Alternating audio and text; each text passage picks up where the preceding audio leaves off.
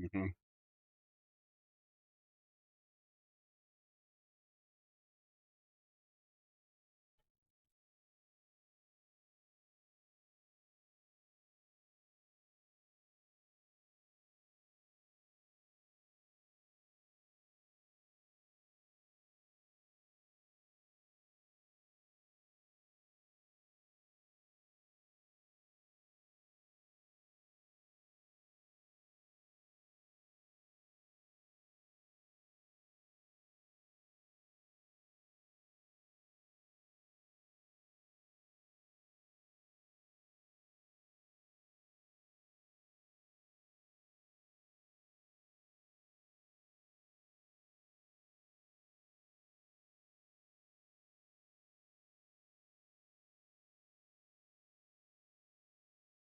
My voice live. People could probably hear me.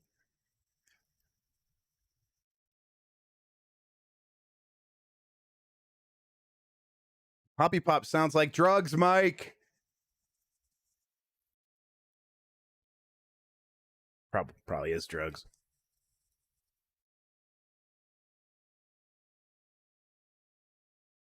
Okay. All right. Now they can hear you. Oh shit. It's probably internet. Let's talk about anime. Tokyo Revenger, huh? That's a good anime. So if I change my location to Argentina and get an Argentinian credit card, I could save a lot of money on Steam. Is what you're trying to tell me? Hell yeah. All right. You're gonna get hella banned though. Yeah. Oh yeah. For sure. Yeah. You're gonna get shot in the back of the head. Like, oh yes. Gabe will come for me himself. Gabe himself with his knife's gonna come for you. All right. We are starting. I was gonna say. Are you okay with the ping on Discord? I don't know what to do about that. With what? Being on Discord? What's wrong? The lag, the MS. Oh no, we're good. We're good. We're good. Okay, cool. What We can always try a direct call. I don't know. That was working back in the day. The what? The what? Oh, direct call. Yeah. I don't know if you want. I mean, yeah, it did, but I mean, it had its own issues, and also it's lower quality, so Mike doesn't sound as good. I don't know, and like when I used the direct call, that was always when Mike was like super pixelated, because the direct call doesn't care, it doesn't try too hard. But like here, I can like set Mike to 720p. It's obviously more bandwidth, but I should have enough bandwidth. This shouldn't be a problem. It's definitely my side of things. It's like, oh man, I think it's probably Comcast. RB sent legendary tag team wrestler Ricky Morton the same Arby's package we got. We are an incredible company. Wow. Oh, no, right, I'm tweeting. I feel like there's something will we see. Yes, we will, Brad. You can make Mike big now without us leaving, so we can be here all day. Yeah. Shit. I hit I show non-video participants and I turned it off. Yeah. Oh, I forgot to tell you that. I feel bad because I knew that. I knew that too, and I just forgot. You're Curly, I'm Crinkle. It turns out it's easier just to tell you to get the hell out. Yeah, get out. We're starting. Oh shit! No. Get out, you unwashed mods. Only kick me out because I'm Argentinian, huh? I see how it is. It's completely about your nationality. You got me. Have a good podcast. Now we'll never host Jeopardy. Is it time for me to upgrade my mic? Yes. People keep sending me money. I should probably use it on a better microphone, huh? Yeah, I think I'm. Well, you tell me what to get, and I'll get it. You're using the Blue Yeti. Like the only thing better for USB is like the Blue Yeti Pro or Blue Yeti X. The Blue Yeti X. And I don't want to give you my Blue Yeti X, even though I don't use it very often. I'll buy one. All right, yeah, sure, buy it. Are they expensive? They're like more than $100. I think that one's like almost $200 actually. But we'll see. We'll see. We'll figure it out. People have been so generous. Yeah, fair enough. You know, I don't have to pay for Arby's anymore, so I have a lot of extra money. That's not true. AE dub, AE dub, AE dub.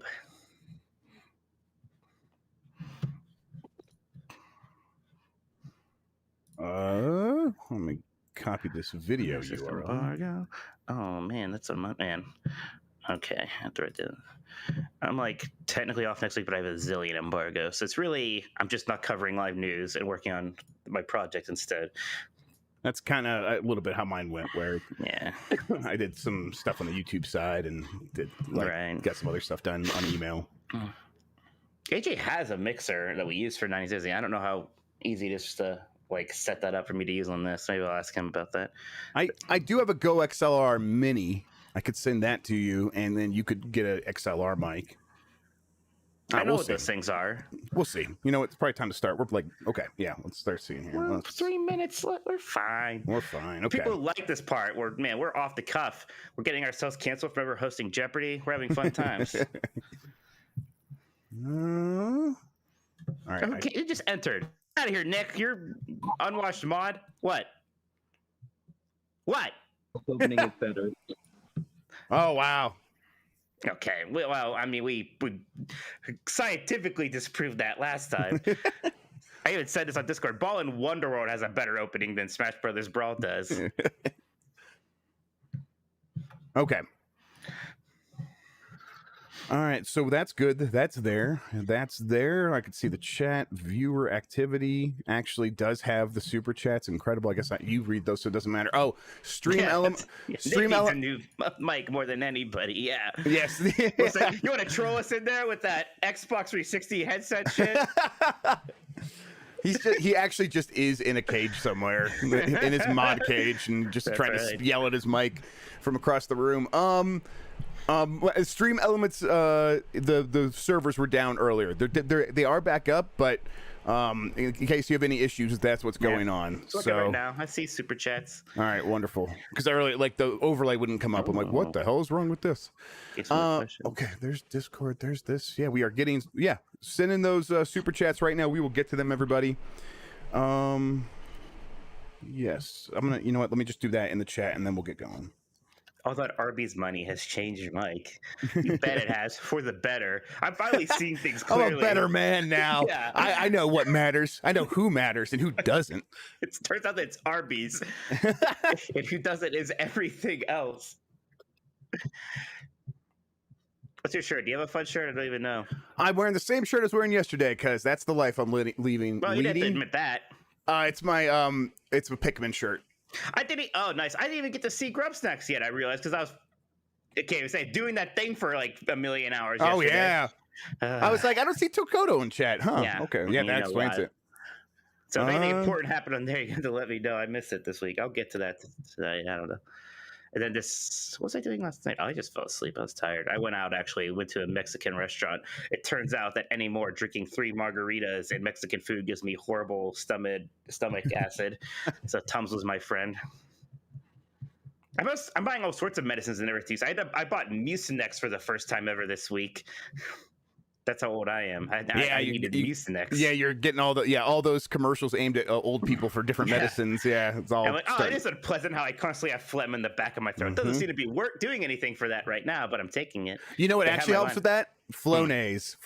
Get some Flonase up in that shit. The ones you put in your nosy nose? Yeah, because you know what? It's all connected, it turns out. And if you just like tilt your head back while you're getting that Flonase and let it drip in the back of your throat, there's a lot of that stuff up. It's nice. I may need to do that. All right, man. We are just old men talking about different medicines that help us and medicine hacks. Okay, I am ready. I'll tell you what. Coke Zero is probably not helping with my phlegm problem. Yeah, look, Pablo, destroying your esophagus. I know that's the issue. I know that's what you guys hear me. Oh, wrong show. Look, I'll quit. Maybe I'll quit when the new one comes out and it's awful. But right now, I'm enjoying it while I can't. Stop the pop. No. That's like a motivational message I'm going to write on my wall when I wake up every morning. Stop the ceiling. Pop. Yeah.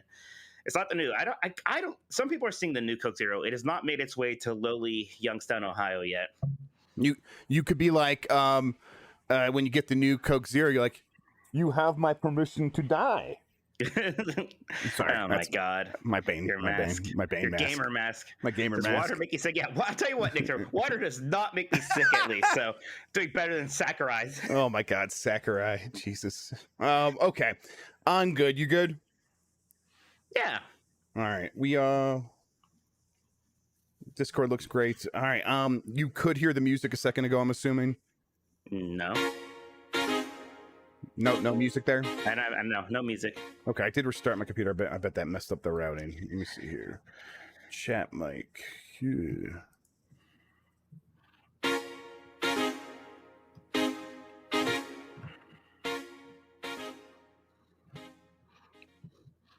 New Coke Zero is worth any downsides. Shut up, Chester. We know. Yeah, there it is. This is quality content. You're welcome. I hear the music. I mean, if they hear the music, whatever. Yeah. Okay. They should be able to hear the music though. OBS is lighting up I when I heard hit it that just button. now. Yeah, that's going. That's big and bright. Okay. Yeah, I hear it. Yeah, you can hear it. They can hear it. I can hear it. They hear it. They say it in chat. Oh, then there's no problems. Then we could start. That's true. Sorry, hang on. The kids are fighting. False alarm. Let's see. I hope they I wonder what it means when they're fighting. I like to imagine pile drivers are involved. But that's probably being optimistic. Dun, dun, dun, dun, dun, dun.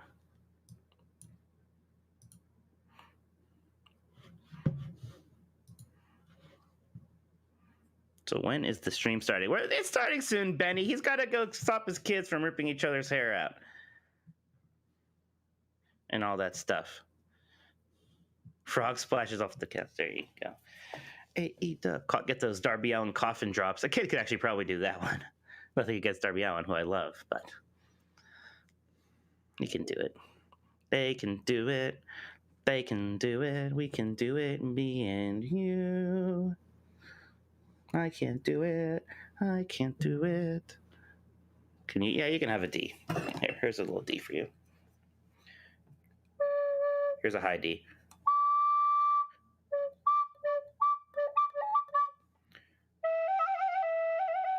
There you go.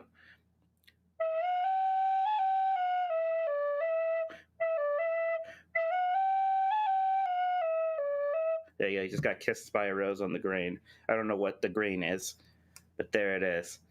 I'm not playing No More Heroes 3. I've never played. We talk about it all the time. We just never got into this.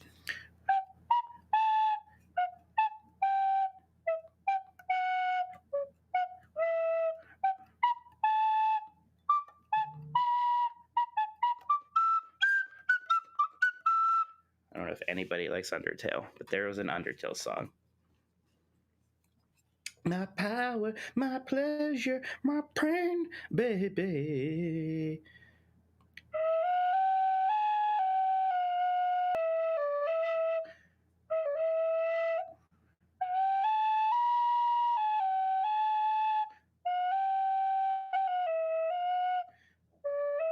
Oh man, what did Jeff just do that made the frames drop there, huh? That's... All right, I'm good. Okay. All right, the frames dropped right before you came back. All right, let me take a look here. I think they're back in. Yeah, it's probably okay now. All right.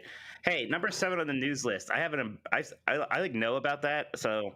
Hey, I was just gonna like skate over it, but now that you said something, maybe we can't now. So. Well, people can't count. Okay. Well, right, okay. Now, you know what? Let's not talk about it. Okay. All right. Cool. I'm sure you talked about it on Grubb's Next, right? I think I mentioned it. Someone asked me about it the week before, and I definitely talked about it there. So yeah, okay. I'm playing safe on that. Yep, Sorry, that sounds everybody. good. Yep, just delete it. All right. I think that I'm gonna do a countdown, and we're gonna go. You ready? Yes. Okay. 5, 4, 3.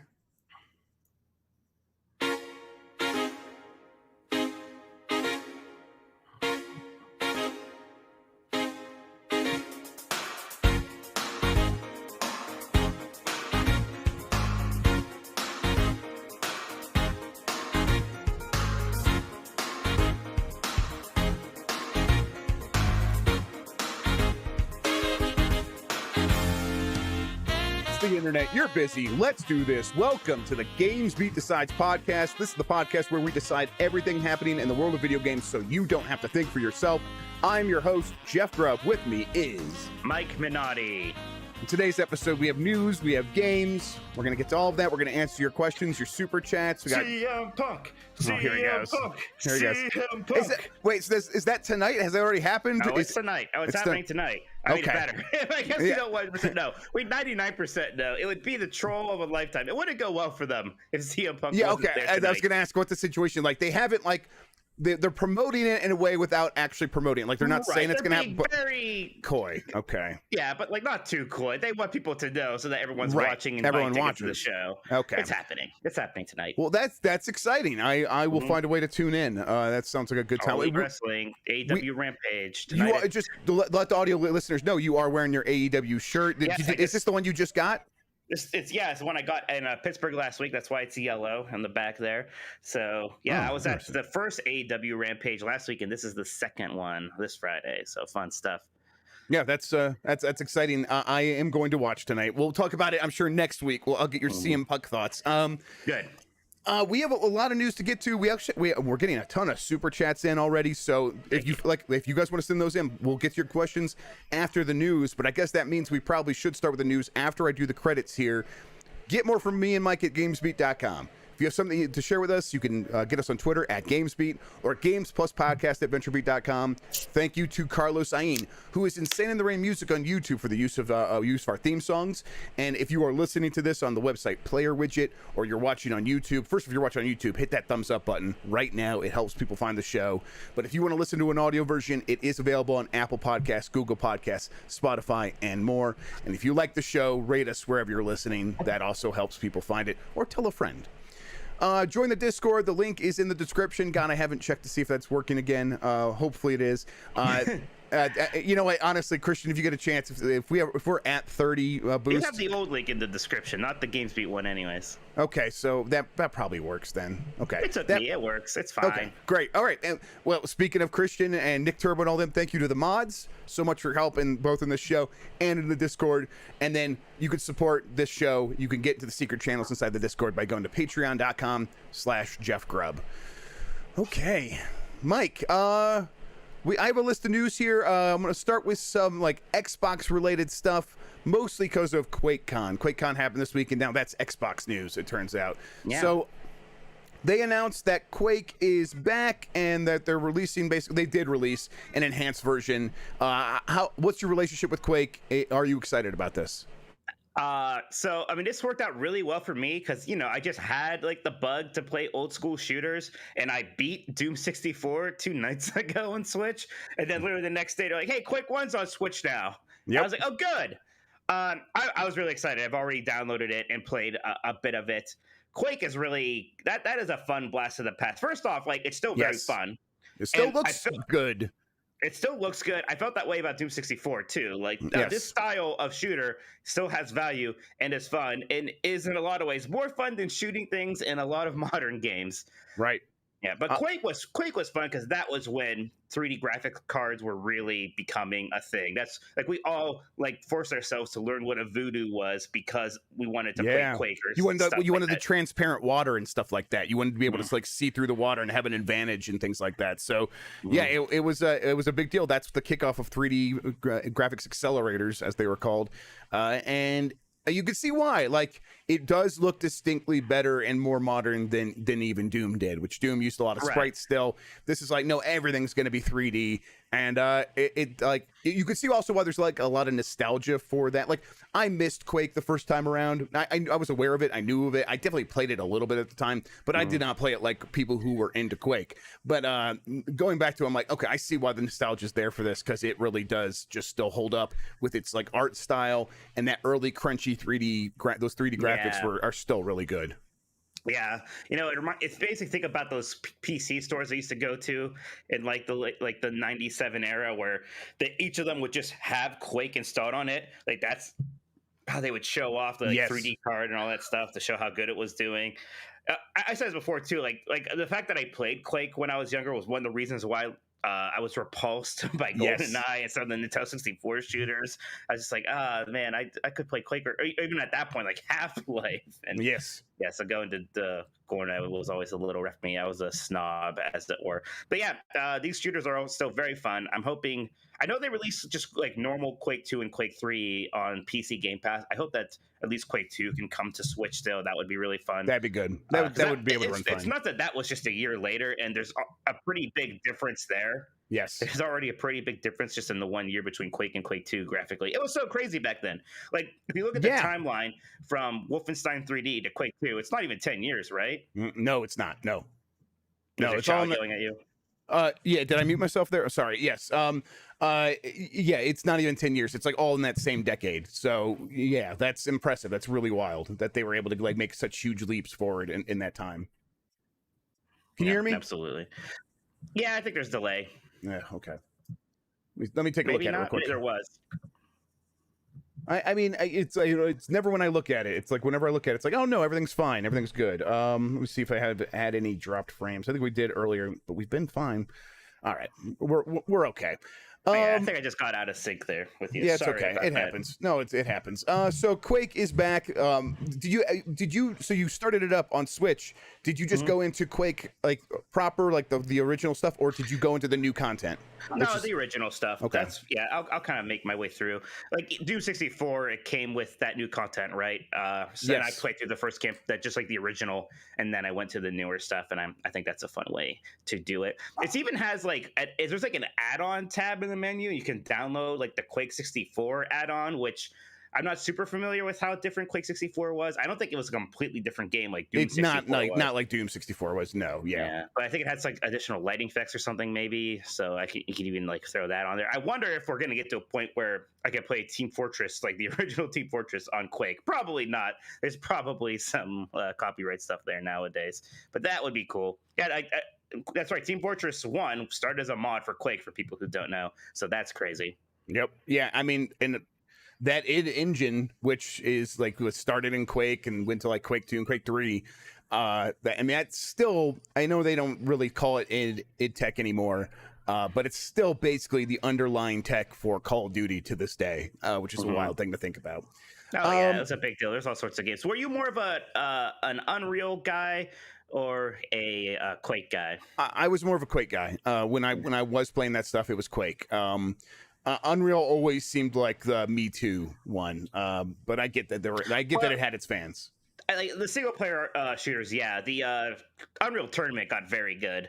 Oh I think like at first I liked Quake 3 more than Unreal Tournament 1, but like there weren't more Quake 3s. There kind of were, but Unreal Tournament had like some great sequels that were super fun.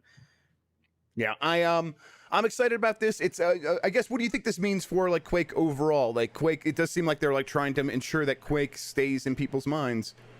Yeah, I think there's absolutely a little bit of the testing lore. I mean, it also is just a logical step from, Doom 64 did well and we ported that to things. But that was done specifically as a promotional tool for Doom Eternal, right? So I'm sure, I was worried for a while that's like, oh, they don't even know they have Quake. Clearly they know they own Quake and that there's something that could be done there, and they're looking into it. They're releasing this, seeing how people feel about Quake. I think that's exciting. I wonder what it's going to look like, because you can do like another single player game again, like the new Dooms. You could do something only multiplayer like Quake 3 was, which for a lot of people, that's the one that mattered.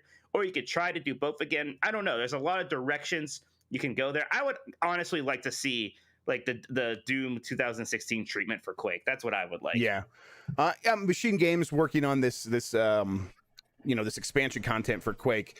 Do you think there's a chance it gets the Wolfenstein treatment, where Machine Games goes in there and like builds on the lore of Quake? Yeah, makes like a better story-driven thing. Maybe I wouldn't dislike that. I think for Quake, I would prefer the Doom treatment. I agree. Let's see some other tangentially related Xbox news. They're going to update the UI to give it a 4K resolution, and I think that's fine. I think it's something that I think will make a little bit of a difference. I think as long as the thing remains snappy and responsive, I'm okay with that. The bigger thing is making it HDR, or at least being able to snap between HDR and SDR, so that when you are in HDR and then you start up an HDR game, it doesn't do the thing with the TV where it like flips on and off for a second as it tries to switch modes. I want it to just always be in the right mode. Right. So. Yes, that is annoying. It's sometimes like for some reason my HDR will get washed out, and I have to like, go and reset my TV settings because something. Yeah, because switching between them, it messes it up. It's like, yeah, exactly. You don't want to even like be in that scenario. It should just always be in HDR if that's what you want. So, yeah, I agree. Okay, the next thing I have on the list here is Outriders and the state of that game in terms of its success and its relationship to Square Enix, which. The people who make the game, People Can Fly is the name of the developer, they don't even understand whether or not this game is a success or not, because Square Enix apparently won't tell them how many copies the game has sold. But they also haven't started receiving any royalties from Square Enix, so they're just like, I guess Square Enix thinks it hasn't made any money yet in terms of like surpassing its budget. People wanted to like turn this into a story about Game Pass. To me, this is a story about how messed up and secretive the industry is, to the point where a developer of a game doesn't even know how many copies it's sold.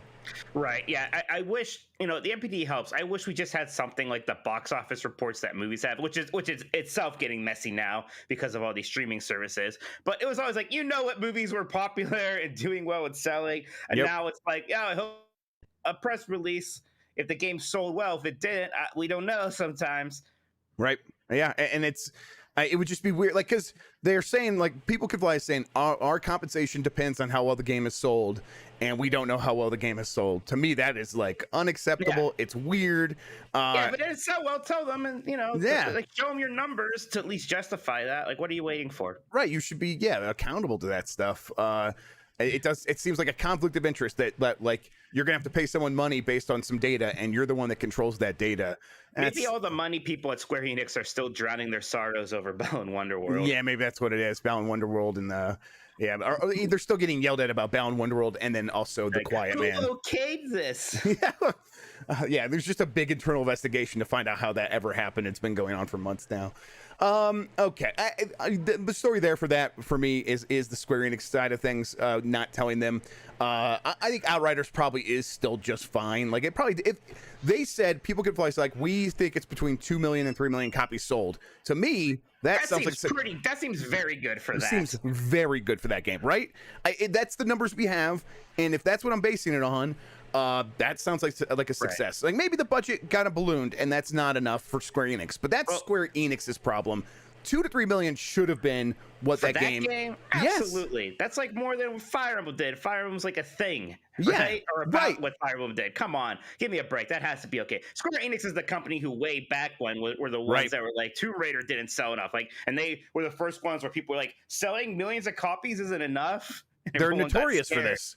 Yeah, and it's to me, this mostly just says bad management, like poor management, poor expectation. Like, at this point, you mess up this stuff up once, and you like needed to sell 5 million copies to be a success. Okay, one time, like the industry, the market's changed. You couldn't predict it when you started making that game so many years ago. At this point, this is just a Square Enix problem, because I don't think many other publishers would be upset if they sold 2 to 3 million copies of Outriders. They're just idiots, and they're like, oh, look, we compare this. How much did Destiny sell? Okay, that's the target. Yeah, like, maybe they're really bad at it. Maybe they're really bad at their job. I think you might be onto something there. Okay, I skipped over this with the Xbox One. Skyrim 10th Anniversary Edition Skyrim's back, Mike. Anniversary editions. Wow, finally. I mean, look, the actual 10th anniversary is coming. It's one of the most famous release dates of all time. Yeah. They had to do something. We're finally getting... I'm still confused about it, because we're getting it on Series X and S and PlayStation 5. The PlayStation blog made it just sound like it was backward compatibility running it. But then the Bethesda blog's like, it's coming to the new consoles. So I still don't really understand it. I think that if you have just the special edition, that upgrades to the new consoles. But if you want the anniversary edition, you have to pay something. And the anniversary edition is just the special edition with a bunch of like those community, like officially approved mod things. Like the fishing one's the big example there. So that's what this is. Right. I'm okay with this. I know the joke is they're going to release it over and over again, but you're right. Like, they're going to make a big deal out of the 10th anniversary. They always were. They get just the last little bit of water out of that rock here. Yes. I'll bring in a related super chat here. This one's from Brett Bingham. Jeff, do you think the Skyrim anniversary is to boost the hype and to keep current fans held over until Elder Scrolls 6 in 2024-ish? Is 2024 even enough time? God, I don't know. That's like on the early side. I don't think so. I think this is just about making some money. I mean, there are still people asking for Skyrim on the new consoles, right? It's not like this is some completely unwarranted thing there. And look, it's not a whole lot of work. They're just adding a bunch of mods to it. So why not? It's just about making some money off of Skyrim for probably the last time they reasonably can. Yeah, this is like Skyrim is part of that tier of games that can get away with selling it over and over again. They have, and they're going to continue doing that. Grand Theft Auto 5 is doing the same thing. Go forward. It's just like some of these games that just got to come out on every platform. Exactly, and you know, if people are going to keep buying them, they're going to keep selling it. Like that's like business 101. Call of Duty Vanguard got revealed. I watched this reveal trailer. I didn't see much else because I was pretty busy yesterday when all this was happening. Yeah, I was busy too. I didn't really see much of it. So, but, I mean, it's World War II. It's World War II. It's Call of Duty. It looks pretty intense still. I think they're going to do a pretty good job of like bringing Call of Duty back to World War II. It's Sledgehammer. It's all the stuff we already pretty much knew. It's coming out November 5th. That's something we also knew because of leaks. And I guess the one notable thing is that when I watched the trailer, I did not see the name Activision anywhere. Oh, really? But I mean, who knows? Maybe that'll show up in other trailers. Maybe that was planned. Maybe it was like, hey, let's just drop Activision from the end of this trailer for whatever reason. Like, you know, kind of not have to like bring it up because, you know, it's all. But I mean, to me, it's like, we still know it's published by Activision. Who's this fooling?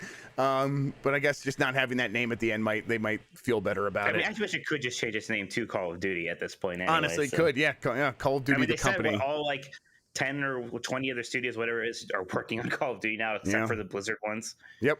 Yeah, that's how it feels too. So, how do you feel about so this? Has been a topic amongst at least a lot of our peers, like covering Activision Blizzard now with everything going on. Because I'm kind of with two minds of it. Like, I get the point. We definitely need to talk about what's happening. Yes, there are some people who are like, we shouldn't cover it at all, and I don't know if that's super fair to the people working on Call of Duty, who frankly had very little, if nothing, to do with what's been going on at Blizzard. Right. Yes, and I think that like you cover it, and I think the best way that where I've settled is we're talking about Call of Duty Vanguard, and now we're as part of this we are going to talk about Activision and how it is embroiled in a lawsuit from the state of California for the way it has treated minorities and women, primarily at Blizzard, but all of Activision is part of that lawsuit, And you know the accounts have been. We've talked about this on this podcast before, but just to like reiterate, the accounts are pretty horrifying. It sounds like a really toxic place to have worked if you were a woman or minority, and so we're at a point where so do we cover it? Is that rewarding this company's behavior by giving it coverage? Yeah, maybe it is a little bit, but it's hard to like just say we're never going to talk about it at all, especially when I feel like there are going to be people who continue to talk about it and just ignore the bad stuff. Yeah, but it's also like the executives who we actually want to be held accountable. I don't know how much it impacts them. Right. And it's worrying like, oh, well, we're going to hurt, but we're going to target these games. Like, well, Call of Duty is going to be fine, but something like that. Let's look at Diablo 2, right, which is mostly a Vicarious Vision things, and the Diablo team wasn't in too much. It's like a lot of those people who are working on that game who are maybe abused are part of that thing, or not, problems. We know that their income depends on sales and stuff like that. So I don't know, but at the same time, we can't we can't think about it that way either.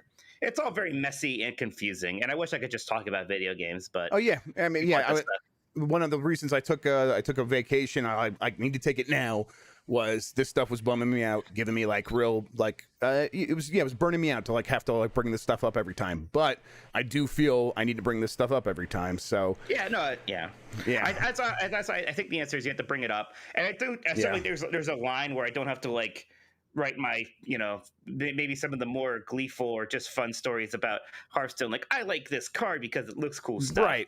But it's also, I don't think you can just because it's not fun anymore, right? Like it's less fun. I don't want to. Exactly. That's how I feel about playing the games for the most part. It's like got a chance to play Diablo 2, and I'm looking at it and I'm like, I'm just gonna go play more of the Ascent or something like that. So, and who knows? Maybe the Ascent team's bad too. But as far as we know Activision we don't know yet. Yeah, we don't know about a lot of stuff, but it's just like if it bums me out to like think about playing your game, I'm just not going to play it.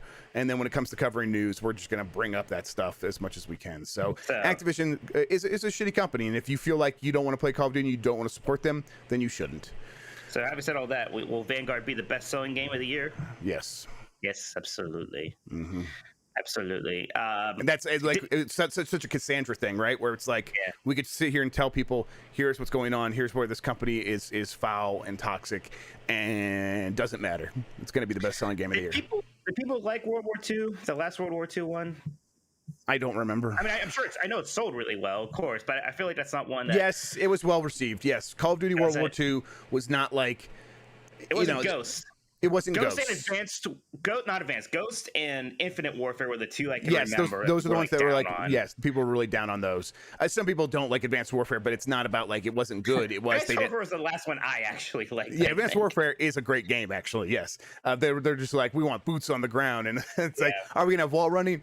No. And like I thought, I'm like, oh my god, they're gonna tear this building down if they said yes, they did have wall running. But yeah, so I think, this is Sledgehammer. They did do Advanced Warfare, but going back to World War II is going to give them a chance to do boots on the ground, and I think that core audience of Call of Duty fans will be happy with it for the most part. Yeah. It's also like slightly alternative history. Like the story, from what I read, is there's like there's more Nazis after the fall of Berlin, and we have to go get them. That's like what's going on here. So slightly, like more interesting than let's do Normandy again. Like on the name Normandy for a moment there, but the typical set pieces and all that jazz. Right. Yeah, and they showed that like you're going to be in North Africa and stuff like that. So, I mean, North Africa was a big part of Battlefield 2 or Battlefield V recently. So, like, it's something we've seen in other shooters recently, and it's obviously it's been other World War II shooters.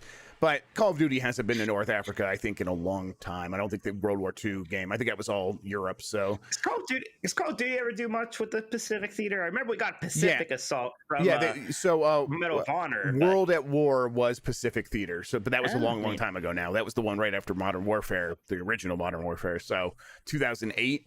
So more than a decade ago. All right, let's talk about this Fortnite imposter mode. Epic is ripping off a game, and it's ripping off Among Us, and they're putting that mode into Fortnite, and that's the story. I feel a whole bunch of ways about this one, Mike, but I want to hear your take first. Well, I mean, first off, Fortnite itself, like what is actually the original Fortnite was also just like kind of we'll use the word ripoff here, even though I don't mean it to be as harsh as that necessarily. Yeah, a ripoff of zombie mode, and then it actually became a ripoff of Battlegrounds. Yep. But it had the building thing to kind of make it unique. So now it's going to have the imposter mode, and it's basically the same thing. They're ripping off idea, but it's going to have the Fortnite mechanics in it to make it stand out a little bit. People are trying to say the more egregious thing is how similar the maps look. The maps look kind of similar to me. It wasn't to the point where I looked at them and was like shocked by it, but there definitely is a stark similarity there. What do you think about it? Because I don't know.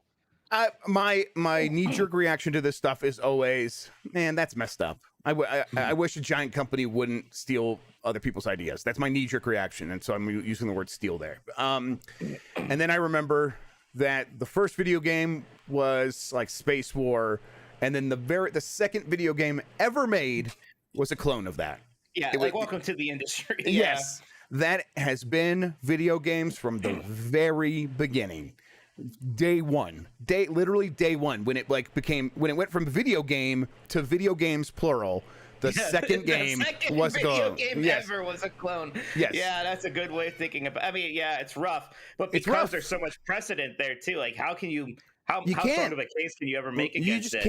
You can't. It's like, this is the way video games work, and us as gamers have benefited from this, where we get the iterations, and people come up with better ideas and better takes on it, and sometimes it is just Fortnite is doing Among Us, and sometimes that's what it is. It's just that. Sometimes you get like you go from H1Z1 has it's a Battlegrounds mode, it's a Battle Royale mode, and then you get PUBG, and then you get Fortnite and Warzone, and the things keep iterating, and then you get Tetris 99, and you get Super Mario 35, and it's like, okay, so they're showing the ways that we can iterate over time. Eventually we get cool ideas out of that. you kind of can't stop it, and we shouldn't try to stop it. Is the real answer. It's shocking right now because this is the first time it's happened to this kind of imposter setup that we've seen in Among Us. And if this is a hit, those floodgates are going to be open, man. Yeah, and I just yeah, you're right. It's going to be open, and it just sucks that when it's like such a big corporation taking on a little team. And I guess, you know, Among Us is a pretty successful game at this point. Maybe they're not so little anymore, but they're definitely smaller than Epic Games. And so it just, you know, I find it a little tasteless. Or, you know, tasteless. It's tasteless and it's off-putting. I think, you know, the Among Us guys will be fine. Right. Yeah. So, and, you know, Fortnite needs to keep making $1 zillion. So they're going to do whatever it takes, right? Yep, definitely. We got to pay all those lawyers. Yeah, exactly. Yes, you gotta pay for all those free games you're giving away on the Epic Game Store for no real reason. Spite. Yeah, spite. Yes, spite and crusading. Embracer has embraced 3 new studios. There is a striking headline that Dean put for this story, and I'll get to that in a second. But those 3 studios are Demiurge, which is the Marvel Puzzle Quest team.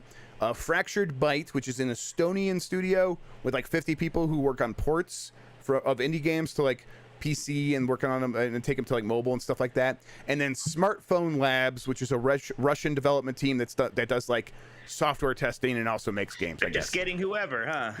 I mean, it feels that way because Embracer now has over 200 studios. Wow. I don't even understand anymore, Mike. I don't have 200 of anything. Exactly. Yes. Like the only time I have 200 things in front of me, it's like when I have like a bowl of rice, and it's like, okay, yeah, there's 200 kernels of rice there or whatever. There we go.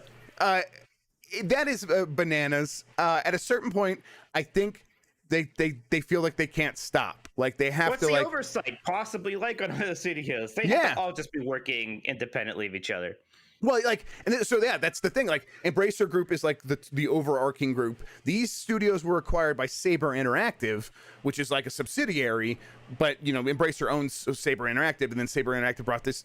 I mean, at a certain point, I just don't know. My guess here is the thing we always say, that capital is really cheap right now. You can borrow a lot of money for a very low interest rate, and so at a certain point, it makes a lot of sense to just do that. To just borrow money if people are practically giving it away, and then if the big strategy here is just to make so many games you kind of can't help but like stumble into revenue, that's kind of what this plan feels like. I would love to talk to Lars Wingefers, who's the CEO of Embracer Group, I think that's how you say his name, and say, motherfucker, just explain me your business model. But he won't return my emails at this point. So I've tried a couple of times. Call him a motherfucker. Yeah, I guess so, man. I guess so. He is a motherfucker, though. I'm just joking, Lars. I hope he never hears this. You're never gonna host Jeopardy. Yeah, that's my go-to joke today. Apparently, by the way, it's good every time, though. Thank you. Ace Combat 7 has sold more than 3 million copies, and a new Ace Combat is in development. I think Ace Combat is like a secretly really good franchise, Mike. Yeah, you know, I feel bad not playing it more. I think maybe I'm ready to, because people do really like these games. You know what? I remember they had an Ace Combat at Sony's pre-E3 show, the same one where we played Knack 2 together, and we were drinking, so we thought it was incredible. Yep. I remember they had Ace Combat there, and everybody's like, look how good Ace Combat looks. And I was like, yeah, wow, it does. And I never played it, but someday I'll get to that. I'm excited for that. The Ace Combat, the series has like a really good like lore and history to it, and all its like fake countries and continents and stuff. Are fun. I remember the one thing that stuck out to me about Ace Combat 7 was a cutscene had like fully rendered characters and planes and everything on this runway, and then you get off the plane and there's just a cutout JPEG of a dog standing next to someone, and it stuck out so bad, but I also like really loved it. It's like, man, whoever's making this game is just they know what they're doing. This is fun. I also respect any game series that it gets up to 7 installments. It just sticks with numbers. Like, good job. Yeah, proud of that. I am like, yes, well done. You don't fall to the temptation of subtitles. Don't give in to astonishment. Yeah. All right. Some Nintendo news. They had a Pokemon Direct, Mike. Yes. What the hell happened to that? Mostly it was just them showing off more of Brilliant Diamond and Shining Pearl. I can't remember if I ever get those mixed up or not. The new remakes and showing off more of art. Okay, so Pokemon Legends Arceus. My brother yelled at me last time. I was like, it's Arceus, duh, and I felt bad. And then all over this Nintendo Direct, it was Arceus. Yep. So I'm saying Pokemon Legends Arceus now. That's correct. Like your brother just effed us there. He's just like, and he was like, so like, that's his forte. Yes. When he's wrong, he is like 100% sure about himself. Just strutting. He just strutted in the chat, and I'm like, I see him say that, so I'm like, oh, Arceus, and he's like, Jeff Grubb wins the day, and I'm like, oh, okay. I'm not that sure, but you seem pretty confident, AJ Minotti. Oh, it happens all the time with him. One time he was absolutely sure that Jurassic Park came out in 95. And I'm like, I know it's not. I know you're wrong. He's like, nah. And that's like, you have to get to the Googles. You got to go to the Googles to show them he's a Foogle. I like that we're just dunking on AJ Minotti now. That's what this show should be most of the weeks. What a jerk. I don't think he's here live right now. He must be working. That's fine. So, the remakes, they look fine. They look like those games, but with new graphics. And those were pretty good Pokemon games. So I think just having an excuse to play them again is going to be good enough. And those are coming out relatively soonish.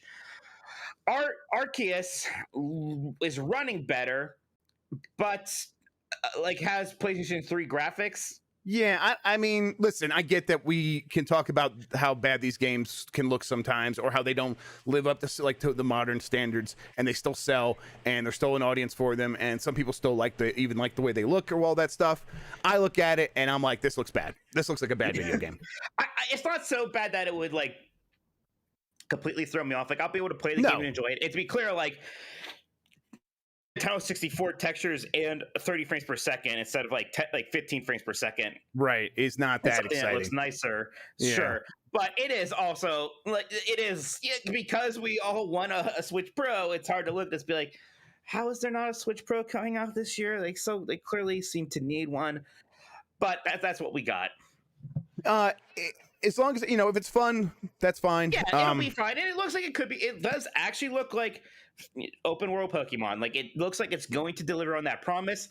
So as long as it has the exploration systems and the progression systems to support that it's going to work. It's going to be interesting. I'm glad that they're finally doing this, and we're not just going to get a repeat of Red and Blue for the end of all times. So that's nice. I'm mostly excited about it, but I'm not gonna Breath of the Wild looked pretty good despite the technical limitations it had and everything like that. And you can say Mario Odyssey looks like it's really punching out of its league. This is not that. This looks a bit PlayStation 3. Yeah, and not surprised, but just looking at it, it does strike me as a headline you would have seen and be like, someone made a Pokemon game in Unity, and you go and look at it, and it's like, okay, all right, I get that. That's what this looks like. One person made it, but whatever. It's fine. It's not the end of the world. Want to hear some breaking news? Yeah, do it. Halo Infinite will not ship. Wait. Yeah, can I tell you what I was gonna? I have this. Hey, I haven't looked at it. I promise. Halo Infinite will not launch with Forge or co-op, and Forge is coming in 6 months, and co-op is coming in 3 months. Is that what it says? I'm reading the IGN headline version of it. So same info, but not exactly the same wording. But that is the breaking news here. No, I was going to tease that. Forge, that doesn't bother me too much. That's going to bother some people. Co-op's a bummer. That's a bummer, man. But campaign co-op is what it is. Yes. So I started hearing that today, and I heard it was going to happen today. I was trying to confirm it. I wasn't able to confirm it, but I've heard those rumblings. So wow, that's. Co-op is a bummer for people who like Forge. It's a bummer, but to me, this feels like the kind of thing where you get updates to these games, and could be exciting updates. You play them all, you play through the single player, by yourself the first time. Good spin there, Jeff. Yeah, I guess I'm just not that worried about it because they aren't the things that I need. But if they're your things, then I guess I get it. They're your things, and they're things that I've always shipped with the game. Look, it's very clear that they are still struggling about that launch 100%. Day, and something has to go. And look, if you put the things on a list and say, here's what still needs to be done, what could be done later-ish, and we can mostly get away with it. I think that's exactly what this is. Oh, it hurts, but Co-op and Forge are going to be there. It does suck, but again, it's better than at one point we were all afraid the campaign wouldn't be ready at launch, right? Let's just do the multiplayer. This is what my thinking was that Halo Infinite. Some people were Halo Infinite is what we're talking about. Yeah, Halo Infinite. So the news is Halo Infinite is, as far as we know, still coming out when they said. When I started hearing this news, it was like, yo, there's going to be some bad Halo news today. I'm like, oh. And so I imagined the worst. And then as details started coming to me, it was okay. They're not gonna have co-op and Forge at launch. I'm like, oh, okay. Like it's just such like a downgrade in terms of like sounding the alarm bells. Then the whole game is getting delayed. But if you are into co-op, that's going to come in 3 months, I think it was, and Forge is coming in 6 months. Those are pretty lengthy delays, and you're right, they are absolutely doing this because they are focusing resources on what they think they absolutely need to launch with, and that means getting the campaign done. Yes, campaign and multiplayer. Yeah, I mean, to me, I don't think it's going to affect too many things at launch. Like, I think the game's probably going to continue to perform as it would have. But this is the kind of stuff that could like hurt its perception if you get it and it feels like, okay, well, I played through the campaign, now what?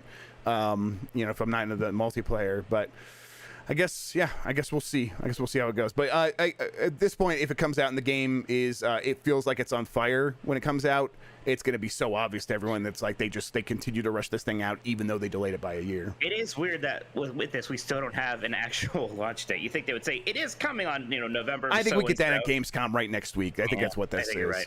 Okay. So getting that's the why bad news out of the way first. Get the bad news on a Friday, and they're taking out the trash, and and then the next time we hear certainly some Friday news, huh? Yes, it is, and I think next week we get the good news, and that's that the game's actually coming out this year, and then maybe they'll show a little bit more of it, and this stuff will mostly be forgotten. I mean, there will definitely be people who bring it up every time, but mostly be forgotten. I mean, it's strategy and all that stuff. Yeah. If they were more things, I'm sure I would care more. But right now, I'm just like, yeah, you're right that like having the games, like these things have always launched with the games previously, and that's a bad sign. And campaign co-op is the kind of thing that's like, oh, maybe that's how the game should be played. Like these days, you would imagine like if you're launching a shooter that is going to have any sort of like ongoing mission structure, you would want to be able to play it with your friends. So that could be really sorely missed, but maybe they'll just rely on the free-to-play multiplayer instead. It's incredible that this was supposed to just come out last November or whatever. Yes. Right. Yeah. That's insane that this game could have done that. Like it was an option. How rough would that have been? I'm always going to be curious. Like how bad could that have been? I know. Because they delayed it a whole year to fix it, and even then, some stuff like has to not come out on launch. And I wouldn't blame people for being worried. Like, what's the state of what they're launching going to be? Is it still going to be like this could be better, but we're not delaying this again. We're shipping it now. I don't know. It's weird. I bet multiplayer is going to be fine, but I think single player. Yes, I think that's exactly where the situation we're going to be in. Where we're going to get this game, everyone's going to download the free-to-play multiplayer, and it'll be like a lot of good buzz around that, and then people who go and try the single-player campaign are probably going to be like, this just feels like it was underbaked still. So yeah, that's my guess anyhow. I don't know for sure. We'll see. Maybe they'll surprise us. Okay, where are we at? Nintendo, Pokemon, you talked about Arceus. Yeah, Pokemon, Arceus. I thought they just showed some Unite characters coming. It was like, God, I can't remember. More Pokemon. They're going to talk every time there's a Pokemon something. Now they can be like, here's more Unite Pokemon coming. It was Sylveon and that like thing that kind of looks like a woolly mammoth. I remember now. Yeah, Sylveon's cool. I like all the Eevee stuff. So give me those. I wish there was just an Eevee character that somehow you can then choose which one he evolves into. That would be cool. Probably too complicated. Is that not? I only saw like a YouTube video or a headline of this, maybe, and it was like how to evolve your Eevee into all of its forms in Unite. I thought, but really, I thought so. Man, I could be wrong. I don't play the game a lot. I've tried it a few times. I've had fun with it. I don't know that much about it. I could be wrong. I saw with Sylveon. Now, granted, usually, like you do still start as like the base evolution. So I assume you start the match as an Eevee that then turns into a Sylveon. But I don't know. Maybe they stealth drop the other Eevee evolutions there. I don't know. Maybe we've got some pro Pokemon Unite players in chat that can help us out. But I don't know. I thought it was just Sylveon. Yeah. Pablo Costa's yelling at you about Mamoswine. Mamoswine, thank you. I should know Mamoswine because he was like Gen 2 or Gen 3, so still when I was relatively tied into it. But Gen 1 ones, I know all of them very well. Mamoswine is hard for me to remember. Oh, it's a stupid name for one thing. But... I like it. I think Mamoswine's great. Represent Mamoswine, everybody. Easy for you to say too. Yes, God damn it. Konami is finally releasing Castlevania Grimoire of Souls on Apple Arcade. Mike, do you remember Castlevania Grimoire of Souls? I remember it was the one that was going to be a free-to-play game, and everyone was really mad. And so then they moved it. Oh, apparently Mammoth Song was Gen 4. No wonder I can't remember his name. Okay. Anyways, yeah, so, I mean, look, it's out now. I've been kind of screaming for a while now how bizarre it is that there's nothing Castlevania coming out while this show is a hit. Yep. And all we've got is this mobile game that seems like it was something in development from before, Yes. and then it was going to be bad, so they kind of massage it into something they can release on Apple Arcade. I don't know. I don't want to play a 2D Castlevania game on a phone. What about you? No, I'm like, my hope here is that like they massaged it enough that it, like, if it comes to Switch now after this, it'll be like at least a little bit of fun there. But but it's not going to be like the next. No, Symphony it's not. of the Night. No way. No, it's like it has like 60 levels. I'm like, what does that mean? So I guess it's just like you just play. I mean, yeah, like you wouldn't make a full Symphony of the Night dedicated for mobile. That wouldn't make any sense. So even though Symphony of the Night, I think that sells pretty well on phones or whatever. But yeah, I guess I'm glad that Castlevania, like, I'm glad that they were motivated enough to like do something with Castlevania. This is not going to be the thing that I'm actually excited about. Sure. And then the last thing I have here in the news is that Nintendo released a WarioWare demo. That's one of the things I've been playing this week, though, Mike. So we could talk about that then if you want. But sure, I haven't touched it yet, so I'll be interested to hear cool. what you think about it. So yeah, you can go download that now. It's in the eShop store. Just search for Wario. Okay. We have a bunch of super chats, and we have a bunch of questions from the Discord users. So, Mike, why don't we get into that? You want to start with the super chats? You ready to go? Absolutely. We have a couple here from Brap, Basement Radio Arcade Podcast. Thank you, Brap. It says, Happy Friday, Grubb and Mike. Why are we getting another Skyrim release? Who asked for this? Some people did ask to get these games on the newer consoles. There are some people. And why are we getting it? Because they think it'll make them some money. Why isn't the Skyrim Anniversary Edition in Game Pass? That's kind of a good question. Will PC version of Skyrim Anniversary Edition be cheaper on PC? The whole thing is confusing, and I don't understand. I'm also not that interested enough to learn. Yeah. Right? So, Yeah. I mean, it feels like, it's the same thing with the Halo stuff where I'm just like, it's just Skyrim. It's not that big a deal. It is weird though. If it's on a Game Pass, like, it's just a bad look, but it should definitely be on Game Pass. And if it's cheaper on PC than it is on console, another bad look. But at the same time, if you're someone who is buying Skyrim again, or even if this is like the first time you're buying Skyrim, like, just go play the regular version of Skyrim. You can install those mods even on Xbox. Like, you don't need this version to like get Skyrim. Just go play the one on Game Pass. Who cares? Like, Right. don't be fooled by this, is what I would say. You do not have to buy this. Yes. You have my permission not to. I think most people in the world should not. Yeah, you But there should. are always- there Don't are buy always this. This is where our people- stance right now. Yeah. There are always people who just haven't played Skyrim yet, and if they're gonna get it, then they may as well get this version or something like that. Sure, but otherwise, don't worry about it.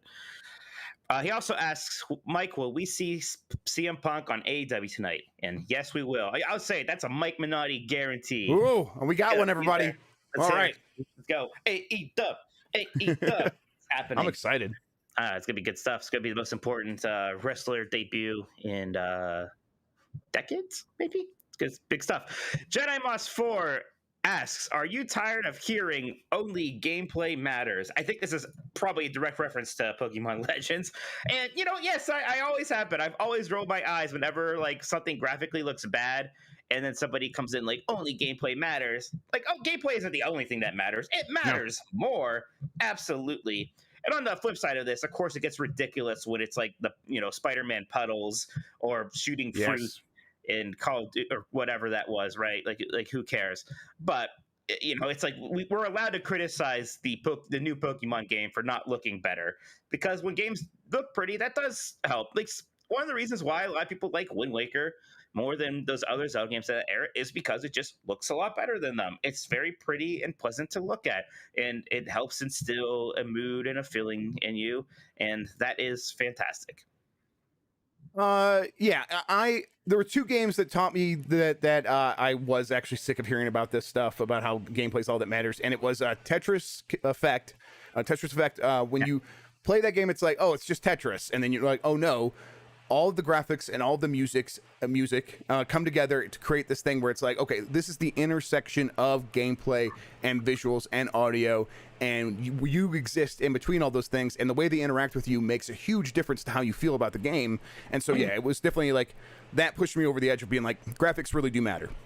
And then the other one was what was the one that the old Sega game that team remade? Dragoon? No, not Panzer Dragoon. It was the 2D one, the Dinosaur Boy, Dino Boy, something like that. Wonder Boy. Yeah, Wonder Boy. Yes, exactly. Okay, so Wonder Boy, they didn't update the gameplay. But if you go to try to play the original game with the original graphics, like you could switch between the modes, the new graphics and the old graphics. The new graphics had such good animation that it conveyed so much more information about the way the character was moving that it made those old controls feel right. And then when you went back to the old controls, it felt floaty and slippery and bad. And it's like, okay, the visuals are doing so much work here in this modern version that it made a game that I thought controlled bad feel like it controlled right and pretty good. It's like, no, graphics definitely matter, and they are a huge part of gaming. And so yeah, you can't just say gameplay is all it that doesn't matters. necessarily mean like, you know, what looks like it has the most polygons now, like Ridge Racer Type 4, something I always go back to as being a one game that to me looks better than most other racing games because it just absolutely like kills that aesthetic, that low poly aesthetic, in a very pleasant way that like looks better, except for the highest end of modern racers like your Forzas and stuff for me these days. All right, Paul Heyman, who he's a CM Punk guy. Paul Heyman asks me, Mike, what class should I play in Final Fantasy 14? If you are playing the game for the first time, you should try to play a DPS class, I think. Yeah, but Paul Heyman, what would Paul Heyman play? Is there like a Bard class? There is a Bard class, actually. Yeah, that would be Paul Heyman. Would definitely be a Bard, and I would recommend that to you because it's a ranged class, relatively simple to start, but it gets more complex. So you start as an archer, and you're like an archer bard is how it works. So that probably is the best starter class, I think, for most people. Because again, I think you should be DPS. The one downside of being DPS is you have longer queues when you need to do dungeons and stuff.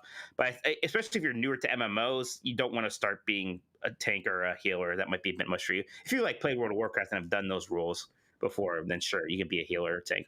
But I think Bard makes the most sense for most people. So we could say, we'll say Bard. There you go, Jeff. You figured out with no context somehow. Yeah, that. Sorry, someone chat's like animations equal graphics, and I can't tell if they're being serious or not, but I'm gonna lose my mind if someone thinks animations are not visuals, not graphics. But yeah, that's definitely part of it. Yep. Iriel Delgado says, am I a fool for disliking Mario? Not gonna touch Odyssey. Bought All-Stars so that younger brother could play. Metroid is my favorite Nintendo franchise. No, yeah, fool. You can like or dislike whatever you want. There are plenty of things that are popular that I don't necessarily care about. Never liked GoldenEye. I say that all the time. You know, I like Mario. I'm not going to be mad at you for not liking it. Just to keep things interesting, I will be mad at you. You are a fool. How dare you? There we go. Got both sides of it. Very good. RDX SummerFest said Oddworld teased to come to Xbox. I wonder what that's about. I wonder if it means that newer one that it is. I thought it was interesting that people were so cool on that one. Soulstorm. I thought it did reviewed better than I was expecting. I thought it did better than the chicken on that, but because I played it at I have it on PS5. I just haven't touched it yet. That was fun. There's like other stuff. I'm starting to like get to a point already. I mean, what do I mean? It's like it is getting to the end of the year now. We're in August already. There's 4 goddamn months left in this year. This is so weird how much time has flown by. But I'm like, there's stuff I want to catch up on for like Game of the Year now, like the Forgotten City and there's Soulstorm on PlayStation 5 is a 66 meta score, which seems okay. All right, never mind. It's like a 70 something on PC. I just heard a few like I think takes on podcasts or whatever, and people seemed like, oh, well, this is actually pretty good. So I mean, it's one of those things where it seems divisive, where there's like people who really like it. Okay, like they're all over the place. I mean, that makes sense because of the nature of those games. They are just basically giant escort quests, and some people are not going to like those whatsoever. Yeah. But yeah, if Metroid's your favorite franchise, I'm sorry, that was the last question. And I'm reading something. I was like, what the hell are you talking about? I don't know anymore, Mike. Oddworld. Go. I don't know. I just Pablo Costa said they started Super Metroid, and so I was reading that, and my brain was just like, "That's the question we're still on." About trying to multitask. Yeah, I can't do it. I'm well aware. I still try though. Oh, Yeah, okay. Yes, cool. Oddworld. Yeah, if it'll probably come to Xbox. That's not too surprising. Those kinds of games always end up making that jump. It always like, oh, that's exclusive, and it's like they paid for like what 6 months at the most for a smaller game. So yeah, not too surprising. Brap is back and just says, Mike, AEW is greater than WWE. Yes. Yep. Oh, yes, obviously. So Yep. again, that's one thing I'll get mad at. like whatever you like, unless you like WWE still, because man, are they rough. That's rough. I don't. Yeah. Dan Dangus says, "Ayo, beef man, are you guys hyped for Gamescom? I'm trying to keep my expectations in check, but I'm crossing my fingers for Elden Ring gameplay. Cheers." I don't know if I'm hyped for it. I've been getting a good amount of stuff kind of ahead of time, so I have an idea. What's happening, Mike? What? I can't say. What's happening? Okay. That means Elden Ring gameplay right there. You can see it in his eyes, everybody. Yeah, the last people who are going to come to us are the Elden Ring people after all the shit you've done. But yeah, there'll be some big announcements there, so it will be fun. Yep. I'm in the same boat where I'm like, nah, I'm not going to get hyped for it, but I am looking forward to a few announcements for sure. Javier Vasquez says, "Yo, Jeff, have you heard anything about a new game in the Peggle franchise?" No, no, I haven't. I wish, but no. I don't think there's going to be another one. At least not anytime soon. Deep Thinker asks, "Will the Steam Deck be a clean deck or a poop deck?" Well done. I did like that. That's pretty good. That's I pretty refuse good. to answer your question, but Same, I like same it. here. We're not going to dignify it with a response, but I liked it. Josh Tarpley says, "Prediction: id Software's next game will be a AAA reboot of Quake in the Doom/Wolfenstein style." Man, I would go for. I tell you what, I would certainly like to have Quake before like a third Doom in the new kind Agreed. of direction now. Like I think we've done that. I think those are very good. I don't necessarily think you need to do that again. Let's give Quake a go. Let's give Quake a go. Yeah, give Doom some time off, let it cool off, and then you could do something new with Doom next time.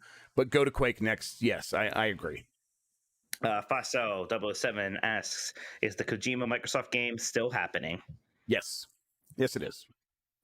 J Stud McLovin actually caught the live stream for once. Thoughts on Black Myth Wukong? Starting to actually think it's a real game and getting cautiously hyped. Jeff, what's Black Myth Wukong? It's that game from that Chinese developer that debuted in a trailer last year, and everyone's like, "Whoa, look how good this looks!" And I think they revealed.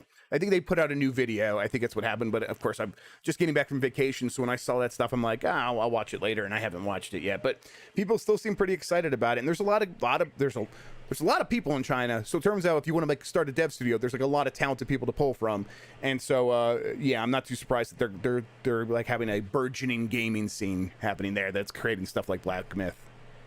Don Derrickson asks, "Will they fix the 10-year-old bugs in Skyrim 10th Anniversary Edition?" No. I mean, if there's any bugs that are still left that they haven't fixed, I can't imagine they're going to fix them now. No, if the bugs bother you, don't buy it. So yeah, just don't buy Skyrim, everybody. If these things are bothering you, just don't get it. It's not for you. It's they make those games and they're buggy, but they're buggy for reasons where like you could pick up anything in the world. You could throw 10,000 rolls of cheese, wheels of cheese down the mountain. Like that's who that game's for. People that like figure that stuff out. So yeah. Afro Ahmed says, "I love the Soul games like Sekiro and Metroidvanias, but I'm intimidated by Hollow Knight. What advice do you have for someone just starting that game?"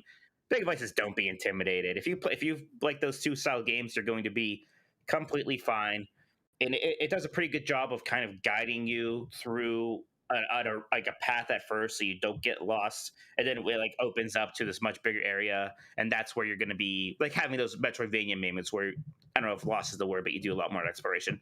Just don't be intimidated. Go in and have fun. If you are lost, go ahead and look at guides because there are tons of them. There are tons of ideas about what builds you can do with your pins and all that stuff. But yeah, don't be intimidated. It's a great time. You're going to love it. Jalen001, is Crossfire X coming out this year like Remedy said on their investor call? What new Game Pass announcements will happen this week at Gamescom? So 2 questions there. Is Crossfire X coming out this year? I'll be surprised if it makes this year. I guess there's still a chance. They might be at a point where they just want to like get it done and get it out, even if it's a disappointment, even if it is like on fire. They have been having development issues with the game. I don't know exactly what they are, but that's what I've heard repeatedly. But yeah, I'll be surprised if it comes out this year. And if they do, I would be surprised if it's any good. And then what new Game Pass announcements will happen this week at Gamescom? I'm not sure. They've been regularly rolling them out. Like I know the Twitter feed's been coming out and saying, "Hey, here's some more stuff. Here's some more stuff." You know, they had Quakecon, so they're like, "Okay, here's a bunch of Quake games coming to Game Pass." In addition to stuff like 12 Minutes and Humankind and all that stuff that was already announced. I don't know, but they probably will have some announcements. I have no guesses though. King is overrated. Said, "Good afternoon, Daddy Grubb and Beefy Boy Mikey. Just wonder what's the situation with PlayStation ports coming to PC. We haven't heard much since Days Gone. I think we all think that Uncharted 4 is next, right? Because it was like on the one slide in that report. at one point. Yeah. They're going to talk about this stuff when the stuff's ready. Like, I don't think they mention it in State of Play. Which is probably still coming in September, but I wouldn't be surprised if like right before that or right after that they have like a trailer saying, or a video on their YouTube page and a Twitter post saying, "Hey, PC players, finally get a chance to play as Nathan Drake in Uncharted 4, his greatest adventure yet," and all that stuff. Like that'll probably happen sometime around that time. So before the end of this year, you'll hear about Uncharted 4 coming to PC. Brett Bingham says, "As long as they do eventually make it into Halo Infinite, I'm fine with it," referring to Forge and co-op coming later. Just needs to ship with single player and multiplayer. Shrug emoji. I mean, those are definitely the priorities. Yep. But it is bad news, right? It is bad. Yes. Yes. This is not good news. I get why Brett feels that way. That's how I feel. But if it upsets you, I don't blame you because it is bad news. Victor Marinas says, or Marinas. Let's go Marinas. "I think that the Pokemon remakes look fine. Arceus is a bit disappointing." I think that's correct. Games Freak will get better, though. They got the most out of the DS and 3DS. Sigh. Yeah, I don't mean on DS they were just kind of smart with basically keeping them 2D games with like 3D backgrounds, which not very ambitious, but it worked. 3DS X and Y looked rough when they came out, and then Sun and Moon looked pretty good for 3DS games, but X and Y were rough. So maybe this is the X and Y for their Switch games. I don't know. Space Dovakin says, "I asked Todd for next gen Skyrim. Sorry, guys." Okay, you can all blame him then. Yep. It's all Space Dovakin's Damn fault. it, Space Dovakin. That's why we're getting more Skyrims, though. Do you think they? Cause I've seen some people be like mad that they aren't releasing like updated versions of Morrowind and Oblivion. I even had one person be like, "Oh, I guess it's just all about the money." And it's like, yeah. Yeah. Like Skyrim's the one that like sold like 30 million copies or whatever. Of course, it's all about that one. I would love for them to do more Morrowind and Oblivion, but right now would actually need remakes. Lot of work. Yes, right. You can't just throw in some mods that other people made and all of a sudden it's good to go. Lucius Augustus said, 12 Minutes is so freaking good. What do you think? I hear this is one of the most split opinion games I've heard about in a long. Like some people love it and some people absolutely seem to hate it. So I'm almost afraid. Yeah, I'm gonna play it here pretty soon. I haven't touched it though. I have a hunch I'm not gonna like it though, based on what I've seen so far. Mm-hmm. Govna says, "Now that Saints is confirmed, do you have any details?" That's not confirmed. You can't trick me. I'm too smart. Look, I'm plugging into my brain like a bad guy in wrestling. Nice try though, Governor. That was close. Yeah, I don't know what you're talking about. Lord Beef. Wow, we have to worship this person. "Hey, Jeff, when looking at rumors, do you ever feel like there's so much to learn about it makes you want to shout?" Yes, shout. Absolutely. Yes. It's like hard to keep track of everything, keep everything in my head. I have one rumor right now where it's like, I had to like ask one of my contacts. I'm like, "Hey, were you the one that told me about this? I know I'm supposed to like not say anything." And he's like, "No, but it's true." And I'm like, "Oh, okay, all right. Well, thanks for confirming it." But it's like that stuff happens all the time, where it's just like there's so much to keep in your head. I've tried to get better at like taking notes. I've never been a good note taker my entire life. Try to get better like with this stuff because it helps keep track of like organizing skills. Yeah, my organizing skills are left. They don't exist. They aren't a thing. So. Yeah, it's been something I've had to get better at, and it helps. But yes, the answer is yes. I feel like shouting sometimes, definitely. King is overrated is back, and he says, "When is Fallout 3 and New Vegas going to get the remake/remasters they deserve? It's almost impossible to play without changing config files on PC."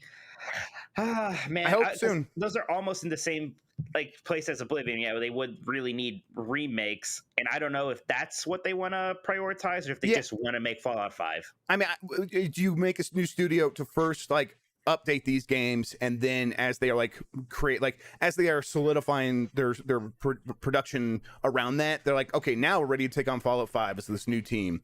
I think that makes some sense, but I don't know. That's the only way I could see that stuff getting done. Because it's not like I bet it would be attractive if they could just remaster it enough that you could release these two games together. Yes, like that would make a lot of money, but it might need more than that, and then you probably can't justify putting them together and selling them together for $60, right? Yeah, I think so.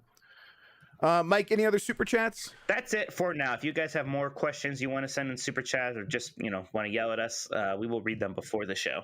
But first, we're gonna take a quick break. Oh, we are? What's going on? The kids' diapers falling off. I got to go deal with that. So, if you have to go potty or anything, Mike, you can. Or if you want to entertain the folks, you can do that. I'll be right back, everybody. I'll entertain you guys. All right. Well, I'm gonna bring this camera back. Okay. Be right back, everybody. I'll be back. I'm right here. I should have learned a new song between now and then.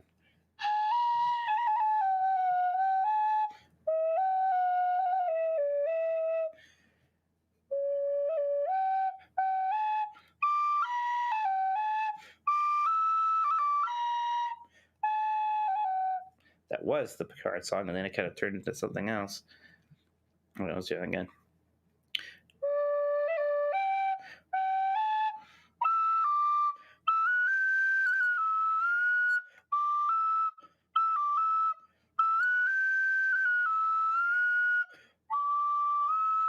There it is. You guys are trying to get me trouble in chat. I see what you're doing there. I don't know what you're talking about. I have no idea.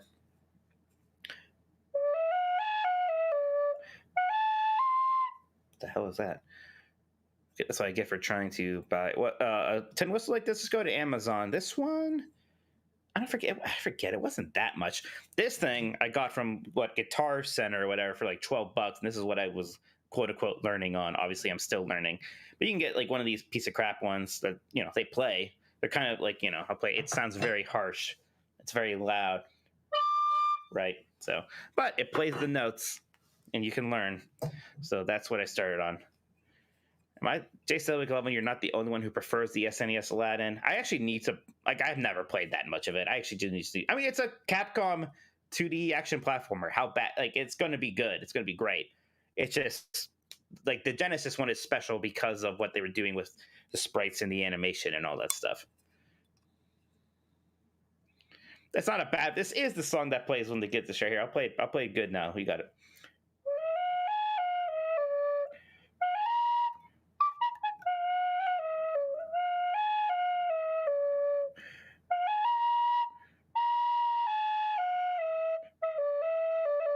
Okay, all right. I'm going to look into this now. Let's see if you guys are trying to trick me here.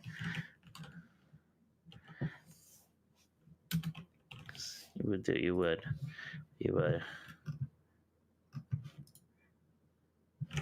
All right. Okay. Look. Yes. The Saints Row people are obviously being coy on Twitter, and I think it would be very smart for all of you to watch the Gamescom opening night live next Wednesday. Okay. There, that's what I'll say. That's what you get from me. Look, clearly it's not like there's not going to be Saints Row news at Gamescom at this point. Oh, man. I need to learn more songs. I don't even know what to play for you guys anymore.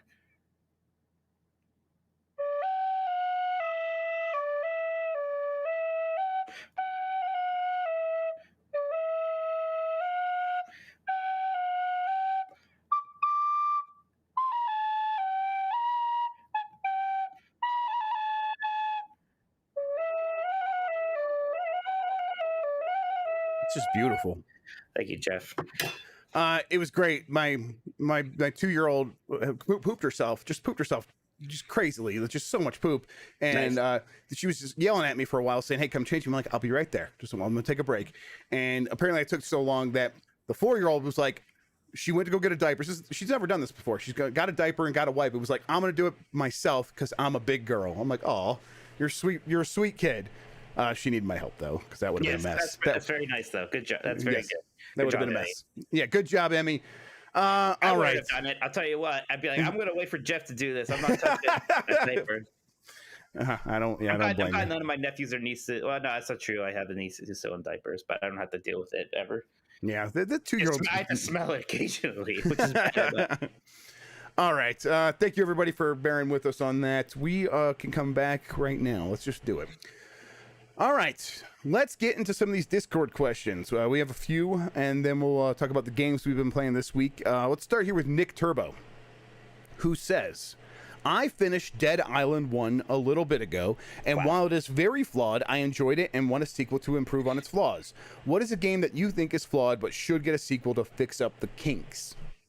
We don't kink shame here, so. I am surprised that Dead Island 2 didn't happen, because that was a game Isn't it still happening? Is that not one that's happening? I know Dying Light 2 is happening, and I conflate those sometimes, but I thought Dead Island 2 was still in development. Is that wrong? I don't know. Yeah, I know. Who knows anymore, right? Yeah. Who knows? I just know they announced it forever ago, and it didn't come out. And it seems like now it's almost too late. But there was a time where Dead Island 1 was popular enough, and a sequel could have done pretty well. So they should have done it, but it did not happen. So from April 21st, 2021, Deep Silver has reiterated that the game is currently in development and that it is by no means canceled. Weird. Okay. If they say so, I guess. Yeah, I know. Like, I believe you. Yeah, I don't know. I try to think. For me, like, the answer to this is always something like Star Wars Bounty Hunters. I'm like, that had a good foundation. If they did a sequel to that, I bet they'd be able to like get to like to the next level or whatever. I also immediately went to one of my answers. That's like always my answer for these kind of questions. Yeah. PlayStation All Stars Battle Royale. Because Yes. I like that game a lot. I think with some iteration, it could have been really, really good. Mhm. But that is not happening. You know what's a weird one? Remember when the guys who made the original Star Wars Battlefront games made that Lord of the Rings one? I liked that game well enough. I thought there was something there. A lot of people were really down on it. I thought it was kind of fun. I think that could have been interesting to iterate on a little. The weird thing about this question is like so many games get sequels, like so many like eventually get those follow-ups that it's like hard to think of ones that were just like one and done. Yeah, it really is, right? From Nick Turbo, is it weird that Redfall is supposedly coming next summer, but we only got a trailer with no gameplay? Is it a code thing? Will it get delayed? That was the most like CG trailer of CG trailers that game had, man. I think that was just part of the plan. CG trailer at E3 because it's the first time you're talking about it. Then maybe by the Game Awards, a full gameplay reveal. And then you spend the next couple of months actually leading up to the release. I think that's the plan. So I don't think that that's indicative of any like problems at the studio or anything like that. There could be, but I don't think it's about that. I don't think that indicates that that's what's happening. Okay. From Delta Prime 84, I just finished playing The Ascent and loved it. Do you have any idea how well it sold? Also, do you think Neon Giant will be in a position to add a proper end game? I don't know how well it sold. I think it sounds like they said they're pretty happy with the performance so far. I think they probably got They know how much it sold. They probably do know how much it sold. Yes. Yeah, Square Enix didn't publish it. Yes, because Square Enix isn't involved, right? And then, but whether or not they'll be in a position to add a proper end game, I don't know. It seems like the kind of thing that would make sense if the game is successful and people are enjoying it. Like anyone that like stuck with that game to the end. You know, if you want to bring them back and keep them playing, you need an end game. So maybe they'll get to that point, but I don't know. Let's see. Now we have a hat trick here from Nick Turbo. Let's do all three real quick. All right. With the main two consoles having fast SSDs, will developers change the type of games they make, or will it be more of the same, but they load faster? I think we'll get new kinds of games. I think we will get It's gonna take some time. Yeah. There are some, I can't even talk about it. There's some games I've been playing where it's like it clearly wasn't designed with the SSD in mind, and even just like the way that it implements loading screens is problematic. Like it breaks the flow, and it's weird because the loading screen shows up for a second in between loading cutscenes, and it's weird. Even just stuff like that. Yes. That I mean, that stuff will go away. But then I think, for a while, these publishers are going to keep making the games they know can succeed. But when they start taking chances, those chances will evoke the SSD in one way or the other. Nick Turbo says, do you think Epic will ever make a new Unreal Tournament, or will they just stick with Fortnite? I just can't stop picturing a new Unreal Tournament on UE5. Man, I mean, I wish. Unreal Tournament was a lot of fun, but we know that arena shooters have not done very well lately. So And no one played the Unreal tournament that they had on the Epic Games Store for a very long time. No one did. Yeah. Yeah, So I don't think so. I think that one's dead and gone for at least a while. Yep.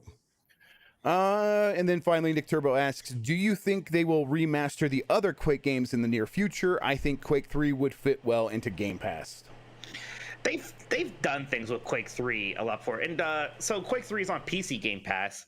So it could show up on the console one. That it would need a little bit more work there, right? To be ported over. Yes.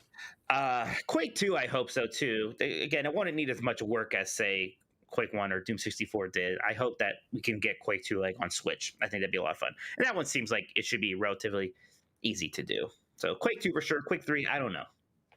Delta Prime 84 asks, aside from what AEW has revealed, do you have any details on the AEW console game? No, it's frustrating because I've tried to reach out to them to do stuff, but they don't have a PR person for their game. They just have like a general PR person, and they will not return my emails. So I don't know. I want to talk to the AEW guys a bit more, but they've been hard to get a hold of. I don't think we're going to see too much more for a bit now. On this topic, Delta Prime 84 adds, in addition to a PC version, I'm personally hoping they bring back a hidden feature of the Aki games. Not many people realize this, but you could essentially call a match by reversing your own moves and telling the CPU when to kick out of a pinfall. That's cool. Really? That's neat. I did not know that. That's fun. I really want to play some No Mercy again, man. Yeah, I go back to those games. I always play the WCW ones because those were mine that I played when I was a kid. But No Mercy's still a great game. Yeah, that's good. All right, another one from Delta Prime 84 here. I'm on a bit of a sim racing kick as of late, so please forgive all my sim racing questions. Have you heard anything about how EA is going to go about developing the F1 games in the future in regards to monetization? In the past few games, there has been a battle pass equivalent and an in-game store for buying premium helmets, liveries, etc. I think they will primarily stick with that stuff. One of the reasons they bought Codemasters is because Codemasters figured that stuff out and knew how to make it work, and knew, like, they'll just keep, releasing F1 games every year and adjusting and iterating on how they do these things. But they're not going to do a massive change. They're not going to have F1 Ultimate Team, I don't think, anytime soon. And then, do you know if EA plans to infect F1 with an... Okay, that's the next question. Do you know if EA plans to infect F1 with an Ultimate Team mode like all of their other sports games? That's what I was going to ask you when he was talking about monetization. It's like, does that not have Ultimate Team already or whatever, some kind of equivalent? Because that's what makes the money, right? Yeah, I mean, I bet they would. I bet there's people thinking about how to do it. I just don't think they feel that they need to do it to make this purchase make sense. They're pretty happy with it. Delta Prime 84 adds, unfortunately, I could see EA making an F1 Ultimate Team mode. F1 isn't a lone driver game against the rest of the grid. Many members of the F1 teams beyond the drivers, including team principals, engineers, mechanics, and PR reps, have become well known to F1 fans in recent years thanks to UK Sky Network's coverage, which is rebroadcast around the world. Yeah, there's a way to make it work for sure. I don't think they're going to rush it. They might get there eventually. Like I said, I bet they have people thinking about how to do it. But I don't think, like, next year you're probably not going to have an F1 Ultimate Team. Let's see. Giggy asks, after seeing Nintendo of America tweet out some Metroid Fusion screens this past week to hype up Dread, do you think Nintendo is going to release Game Boy Advance games on their platform in the near future? Or is this just another tease like anytime they mention Mother 3? I think it's just a tease. I don't think it has anything to do with Game Boy Advance games coming to Switch, unfortunately. I would love that, but I agree. Yeah, it'd be great. Be fantastic. Yep. Even if they didn't have a platform for it and we're just like, why don't we just port Zero Mission and Fusion together as a new package on Switch? Like, even if they would just do that, that'd be fantastic. Probably not going to happen. Nope. I agree. Did you say you liked Zero Mission more than Super Metroid and something recently? I don't think so. I thought maybe it was a bad dream and I got mad and then I woke up and it wasn't real. I thought you said something like that and I was furious. I might have made it up. I don't think so. I think other people have started saying that, but I think you're thinking, you must be complaining to us with someone on, like, who contributes to the podcast with these questions or something. Because I've definitely heard that before, but it wasn't me. Super Metroid's a classic and it's like the ideal game. So. Yeah, Zero Mission's very good, but that's not a right opinion. I think I said I liked Zero Mission better than Fusion, but then I played that's Fusion fine. again. So, That's yeah. Cole Knapp asks, do you think that Dragon Quest is going to move closer to the Final Fantasy VII Remake combat? Will it upset you if it does? I don't think so. I know they said the combat's going to change for the first time forever. I imagine it's going to be small-ish changes. Like maybe there'll be like it won't be so traditionally turn-based. Like maybe it'll have the Final Fantasy X style. You see, is going next. I imagine something like that. I don't think it's going to suddenly be more of an action RPG thing. It is weird because how much do you really want to change it after you just had what seems to be like the most successful entry, one, yeah. at least in the like, especially in terms of infiltrating the West better. Yeah. It certainly seems like Dragon Quest XI did a much better job of that than any of the past ones, which really there haven't been very many aside from 9 for the DS forever ago. I don't see why you would want to change it too much. Epic Open World asks, with the People Can Fly Outriders story coming out this week, I gotta ask, who is worse at managing their portfolio of games, Square or Sega? I knew it was going to be those two. I knew it. Keep in mind, Square did publish Balan Wonderworld and decided IOI and Hitman were not good enough. Actually, maybe Square Enix. Sorry, yeah, maybe Square. I mean, The Quiet Man and that weird Metal Gear Solid clone that no one played and it's terrible. I can't think of the name right now. I think Sega means well and it's just slightly incompetent sometimes. Yeah. I think Square Enix, I think that they are more greedy and more like a bunch of people in suits making decisions that don't know anything about video games. Like Sega, there's like a oh golly gee nature to it. They're more likable about it. We make PC games now. Look at this. Right. We have the Total War franchise. Hum hum hum. Yeah, like that's Sega. Square Enix is just like it is men in suits making decisions over lunch and then just smoking all day or something. I don't know. And they both still make you'll still get your Final Fantasy 7 remakes and your Yakuza 7. Right, yeah. Because they make a lot of money. They know that fans want that, but anything else they seem completely clueless. Sega's very bad though, because Persona. They're both companies with incredible backlogs, even recent backlogs like Persona that should be on more platforms and art. And Sega's infuriating because they send out surveys asking questions we know the answer to. Do you want to play Persona 5 on Switch? Right. Yes. Right, but you can tell that they care. There's someone inside trying to convince people to do this and stuff, and they're just like, "Are you sure the people want this?" And then Square Enix is just like, "We don't care what people want." Well, yeah, Square Enix and they lie about it. They're like, "Oh, well, if there's demand for the Pixel remasters on Switch, we'll release it." They know there's demand. Right. They know that if they release it on PC first, there's going to be people who buy it on PC and then buy it on the Switch again. It's the only reason they're doing it like this. It's very obvious that's why they're doing it. Whereas Sega just seems actually not sure and scared. Oh, what if we waste so which one's worse, malevolence or just idiocy? I guess maybe Sega is worse, but only because Sega's looking at that pile of money they made from Sonic 2 30 years ago, and it's it's looking a little thin there. We can't make any more mistakes. Are we sure we can port Persona? Oh man, they're both bad. Epic Open World has another question here. With the re-release of Quake with additional content, do you think Microsoft would be bold enough to make a whole new Quake game, not with modern graphics, but in the style of a modern retro shooter? They seem trendy right now, and given Quake's history, I think it would be cool. It would be cool, and it would be cool if they, Microsoft could partner or just buy one of those studios that makes those things. Right, New Blood. Just say, hey, New Blood, can you do this? Yeah, totally. Right, make a retro Quake. I don't think that's the direction they're going to go. I think they want to do a modern Quake. Yep. I would like that. I would be a big fan of that. But I think it'd be a great use of the Quake license. I think it would make a lot of sense. I like all those modern retro throwbacks. The Mega Man 9 of Quake games. Yes, exactly. That we should have more of those kinds of things, and I think shooters are a good place for that right now. From Charles, do you have a hobby you would love to be turned into a game? I love making espresso and roasting coffee, and I think a great indie game could be made from that process. I feel like there's just got to be a cafe simulator for Charles here. I mean, there's always things, but sometimes how good are they or not? True. I love theme parks and stuff, and you kind of can get that experience through Planet Coaster's the best of them, right now. But I wish there was games that were better about making dark rides, like not necessarily just roller coasters, like really heavily into the themed elements. And Planet Coaster does make that a lot more possible than some of the other ones out there, but it can be a lot of work and it'd be pretty hard. But yeah, that's pretty close. I love Iron Chef. I still wish there was like a game that really captured that. I think there are some things like that. Like I don't want Cooking Mama, I want Iron Chef. I think there even was an Iron Chef game. I think it's just like a Wii mini game collection though. So I don't know.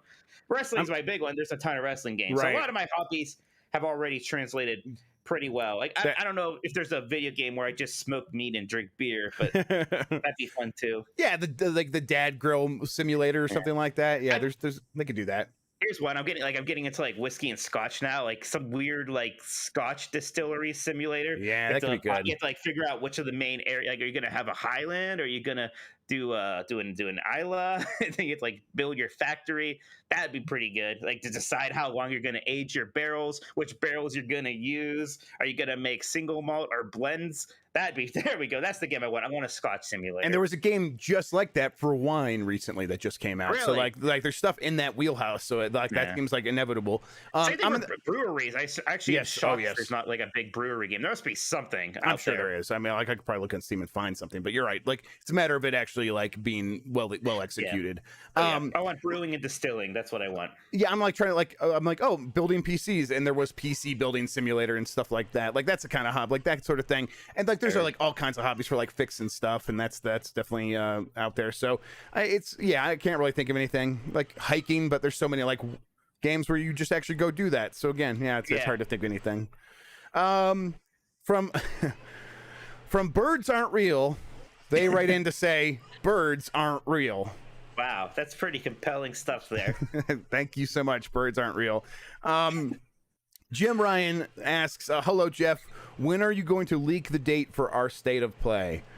I don't know the date. I just know it's sometime in September. So sorry, Jim. I'll let you know when you have to like be on camera and get all dressed up sometime soon if I ever find out. Someone's got to let him know. Yeah, someone's got to tell him. And then Nick Turbo with the last one. What do you know about Saints Row, Mike? Ooh. I know nothing. All right, you heard it from Mike himself. All right. Hang on, there's a kid yelling at me. Let's see. What's the kid want? Very excited to find out what's going on. You want your butt is itchy? Oh no. Oh no. Okay, I'll help with that in a little bit, okay? Oh no. Okay. She's making a face. I'm gonna have to go get some butt cream, everybody. I'm sorry. I'm gonna have to deal with this. I'll be right back. All right.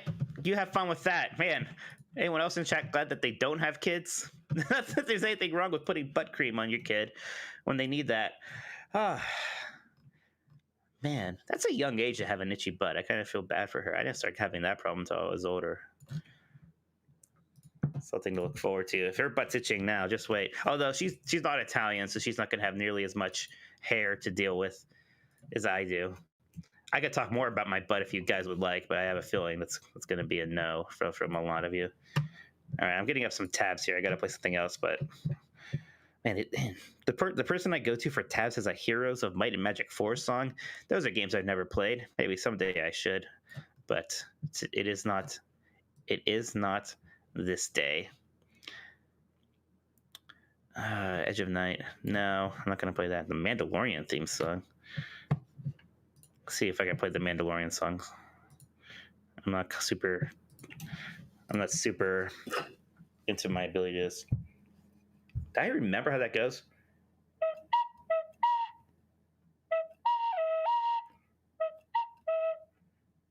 Dun, dun, dun, dun. Right?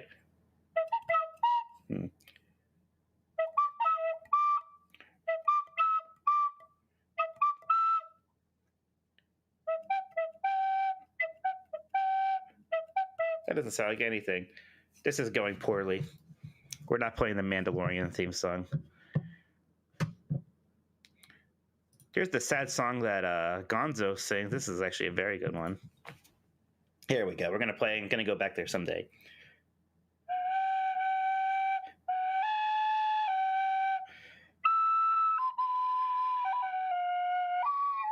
Ooh. Man, I hope she doesn't watch this when she's older. I'm playing the song that Gonzo sings when he's sad in the Muppet movie, Jeff. All right.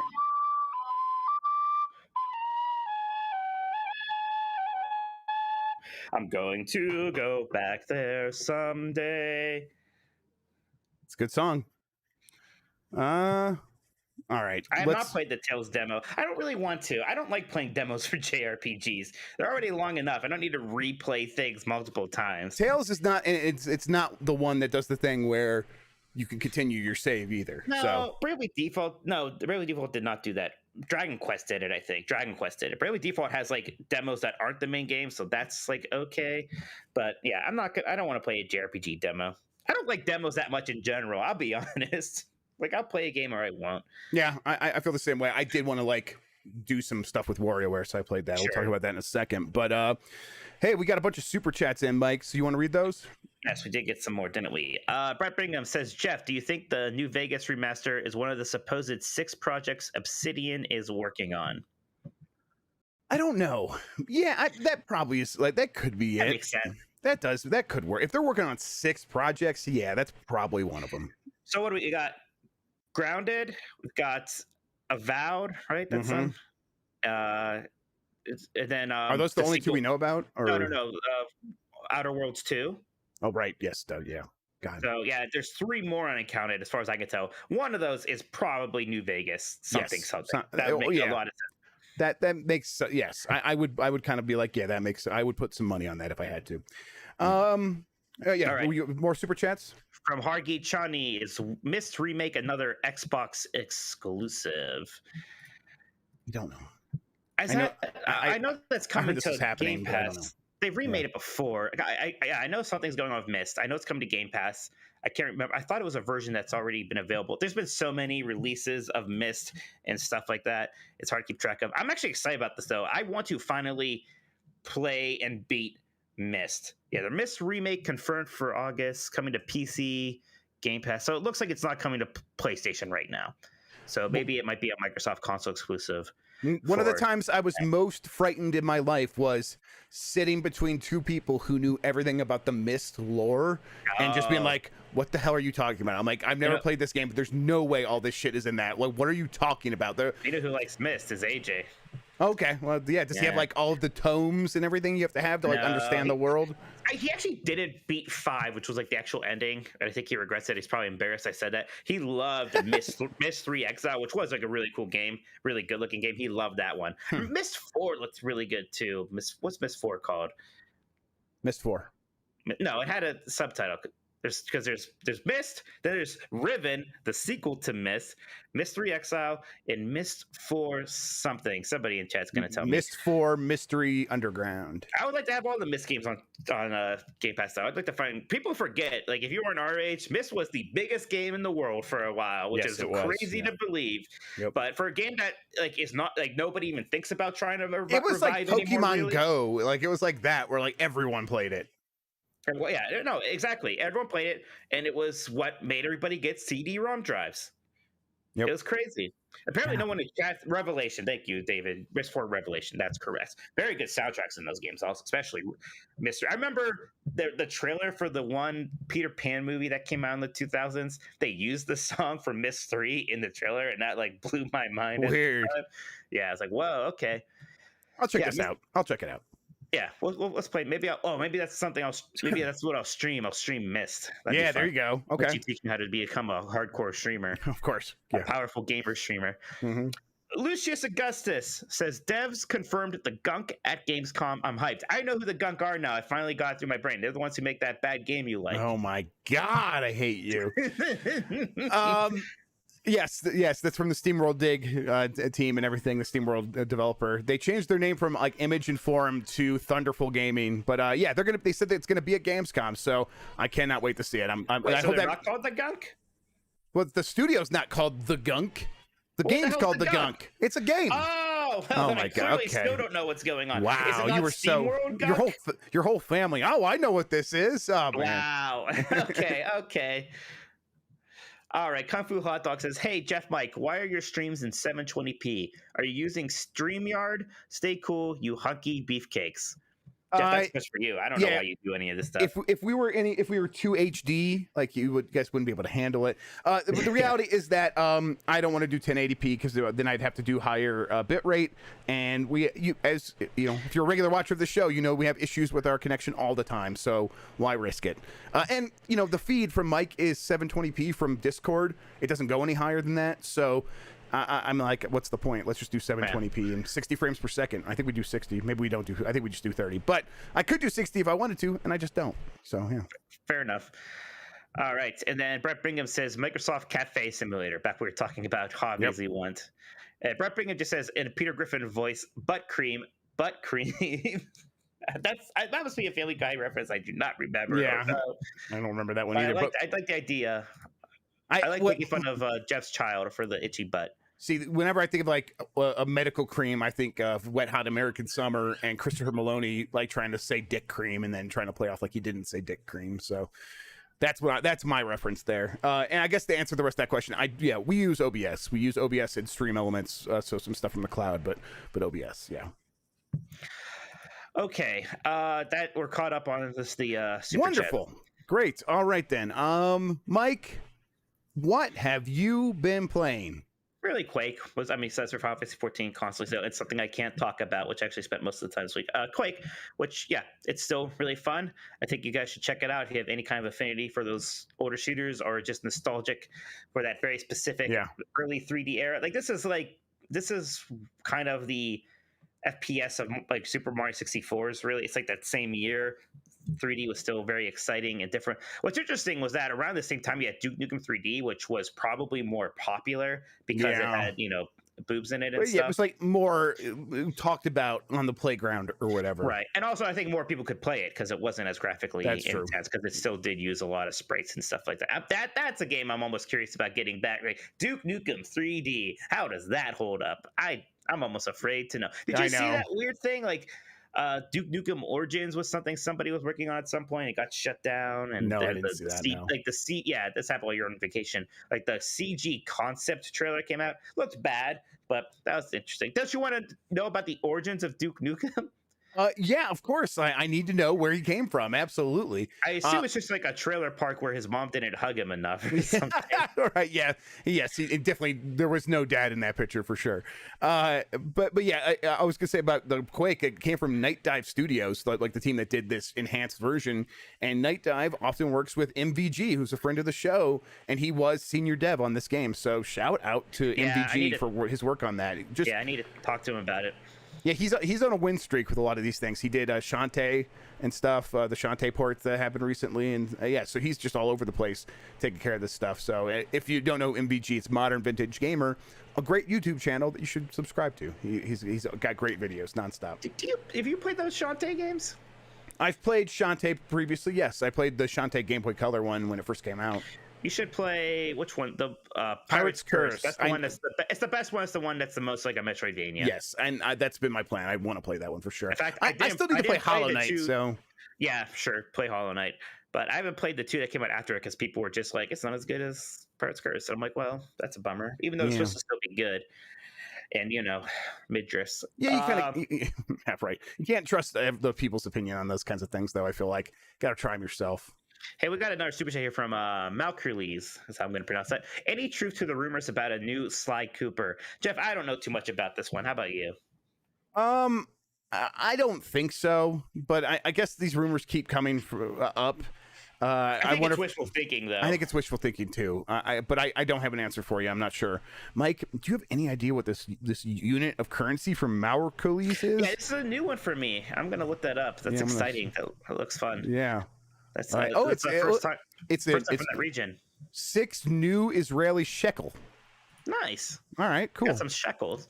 Yeah, I remember the currency in Barclay Shut Up and Jam Gaiden were called Neo shekels, and I thought that was very funny. Yeah, these are new Israeli shekels. Yeah, it's the same thing basically. Neo shekels. That's what the best part of the game, where some kid on the street asks Charles Barkley, "Please, sir, can I have a Neo shekel?" That's and incredible. one guy watches is like, "Sorry, kid, if you can't slam with the best, you jam with the rest." And that's what sold me. That's the best fan game ever, by the way. Oh yes, Barkley Shut Up and Jam Gaiden. For sure.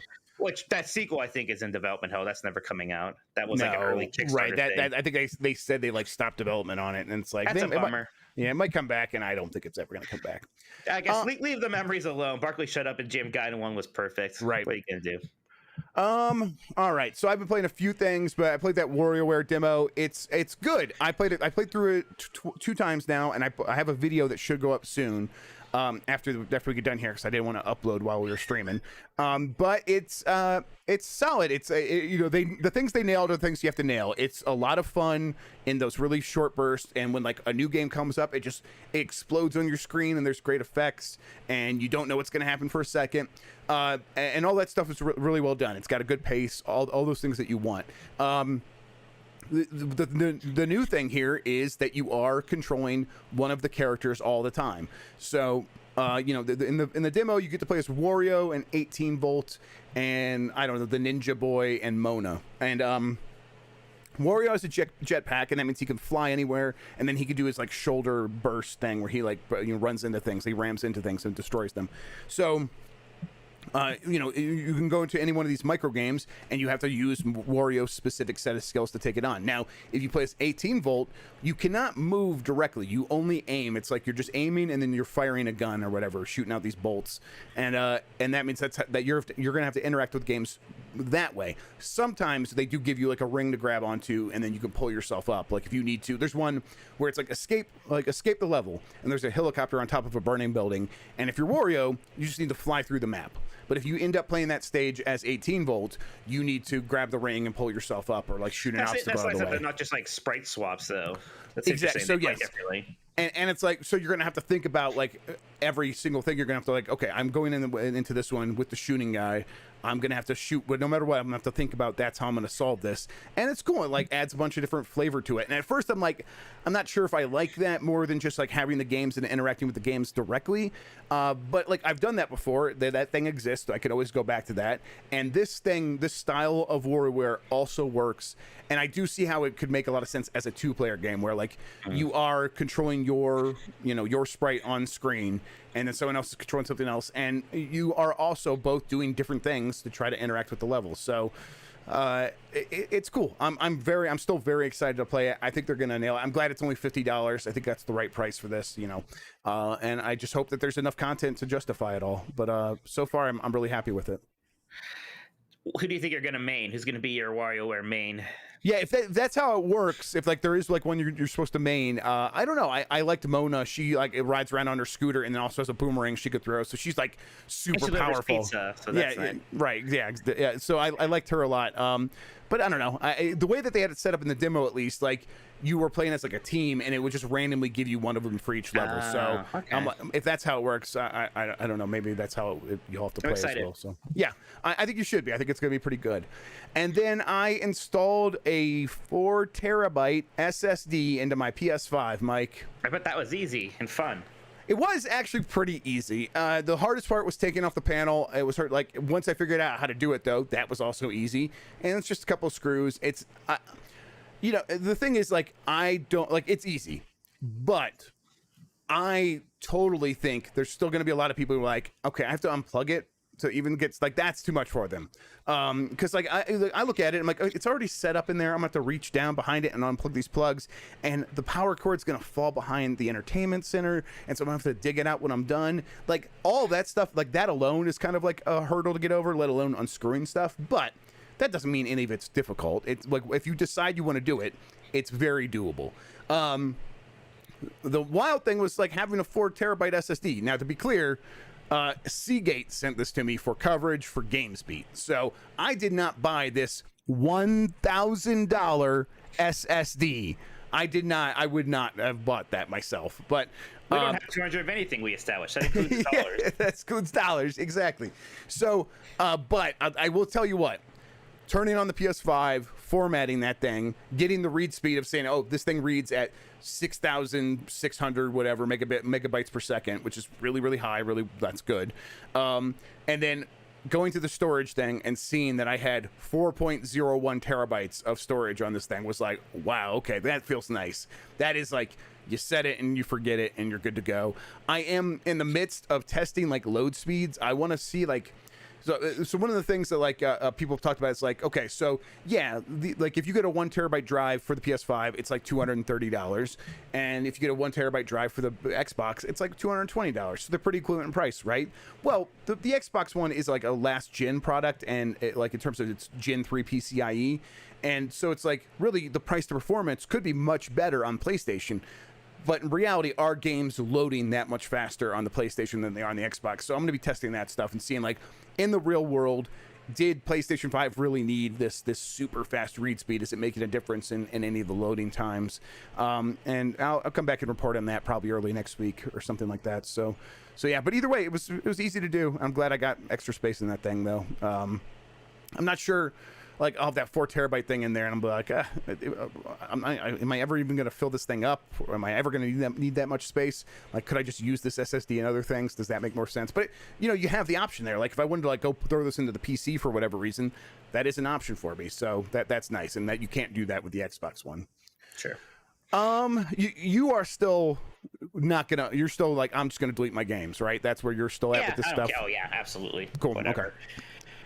And then finally, the Arcade 1-Up Infinity Game Table. I've been playing with this a little bit. They sent it to me earlier this week. I finally got it set up. And it's, I guess I'll explain what it is. It is a big touchscreen, like, table surface that you could just sit at with your family and play board games. And it's like brand name Hasbro board games. So there's Connect 4 and there's Yahtzee and stuff like that. And they just added a bunch of other, like, new free games. They added Battleship. And so there's like Trivial Pursuit on there as well, and it's like it's very easy to set this stuff up. It is, the basic specs are it's $650 for the 24-inch version, and I think $850 for the 32-inch version. I have the 24-inch version with my little kids. It's like that's more than enough. And all of the games so far have been free. They are going to begin selling games in their store, but those are going to be, it's going to be like Ticket to Ride and things like that. Like, yeah, Carcassonne. Yeah, things like that. Like the not boutique board games, but the ones that you consider hobbyist like board games. Yes, hobbyist board. Exactly. People who take it seriously, they'd be like, oh yeah, those are the ones you are definitely going to want to have. But all the other ones, like chess, of course, is free, and Four Men Morris. It feels like a big version. Yeah, big version of that, like the 51 games thing from Nintendo that I can't think of the name of right now. Oh, Clubhouse games. Yes, exactly. But it's on this big touch screen that everyone can gather around, and it works really well. And it's not just like an Android tablet built into a TV. It's not like, oh, this is the Google Play Store. These games are being specifically made for this table, so they all work really well with it. It's not like it's like you're going to end up in this awkward situation where it's like, all right, now pass it to the next person, and then they need to like scoot into your spot. If someone's sitting across from you on the table, it's going to be like set itself up in that way where someone's That's like nice. on the other side of it. Yeah, it is nice. It works really well. I think there are just enough games to sort of justify it where it's like $650 for this big thing where it's like all these board games in one, and you don't have to like take up room in your closet or in like a small apartment, and you're getting like 40 to 50 games free. And some of them are, it's not just like chess where it's like public domain stuff. It is stuff like Yahtzee and all those other ones I mentioned, like Game of Life and Chutes and Ladders and stuff. That stuff's just built in, and it's free. No additional cost. I think it just justifies its price in terms of giving you enough entertainment without having to buy anything extra on top of it. Especially if you have kids and a family and things like that. I think it makes a lot of sense. Kids like playing board games, or is it still mostly just on messing around with a touchscreen? It's them. There's a coloring game that's been a hit. Anytime where we try to play stuff where they have to take turns, that is not working. They are 4-2. They are Does it have Candyland? Isn't Candyland like the first children's board game? It's basically just pick a card and move to that next color spot. Exactly, and we did a little bit of that, and they got mad when one of them like moved ahead, and they wanted to be the like.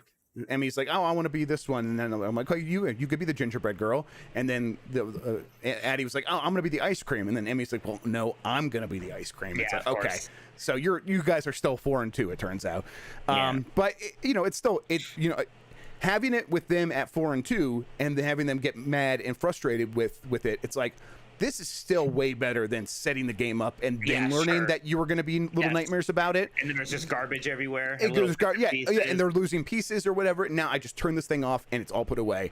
I like that. That works with my life really well. So I'm digging it. What's your favorite of the classic board games? Like your basic, like stuff not in that hobbyist level. I like Guess Who, which is on the table, and I do like Battleship. Those are kind of like guessing and sort of fun things that you can play with kids. I mean, I like chess. I like chess a lot and stuff like that. So I don't know. How about you? I like Monopoly. I like Clue. Monopoly's on there as well. Monopoly's included for free. Yeah, so it's like it was like surprising. Like they went out and got these brand names, and but yeah, you could also somebody's got a spammer here. Webcams chat, hot girls and boys video chat. Well, they're inclusive at least. That's nice. A couple other things about this. If you have this table and a friend in another part of the world has this table, you can play online against each other in these games, set up friends and stuff. So it's like, that's expensive, but if like you have someone who you like playing board games with and they live in another part of the country, you can both sit your families down and like take turns, and it'll just figure that stuff out. And it's really well done. I played a game of Battleship against one of the developers of the table, and it worked flawlessly. It was really cool. It worked really well. So yeah. Oh, and finally, there are options to set up house rules. So a lot of people play these games with house rules. That stuff is built right in to so you can set up how many turns you take in Battleship or whatever. So yeah, it's very cool. I hope they get all the weird versions of Monopoly. I had Whovilleopoly based off the 2000 version of Chris Who Stole Christmas.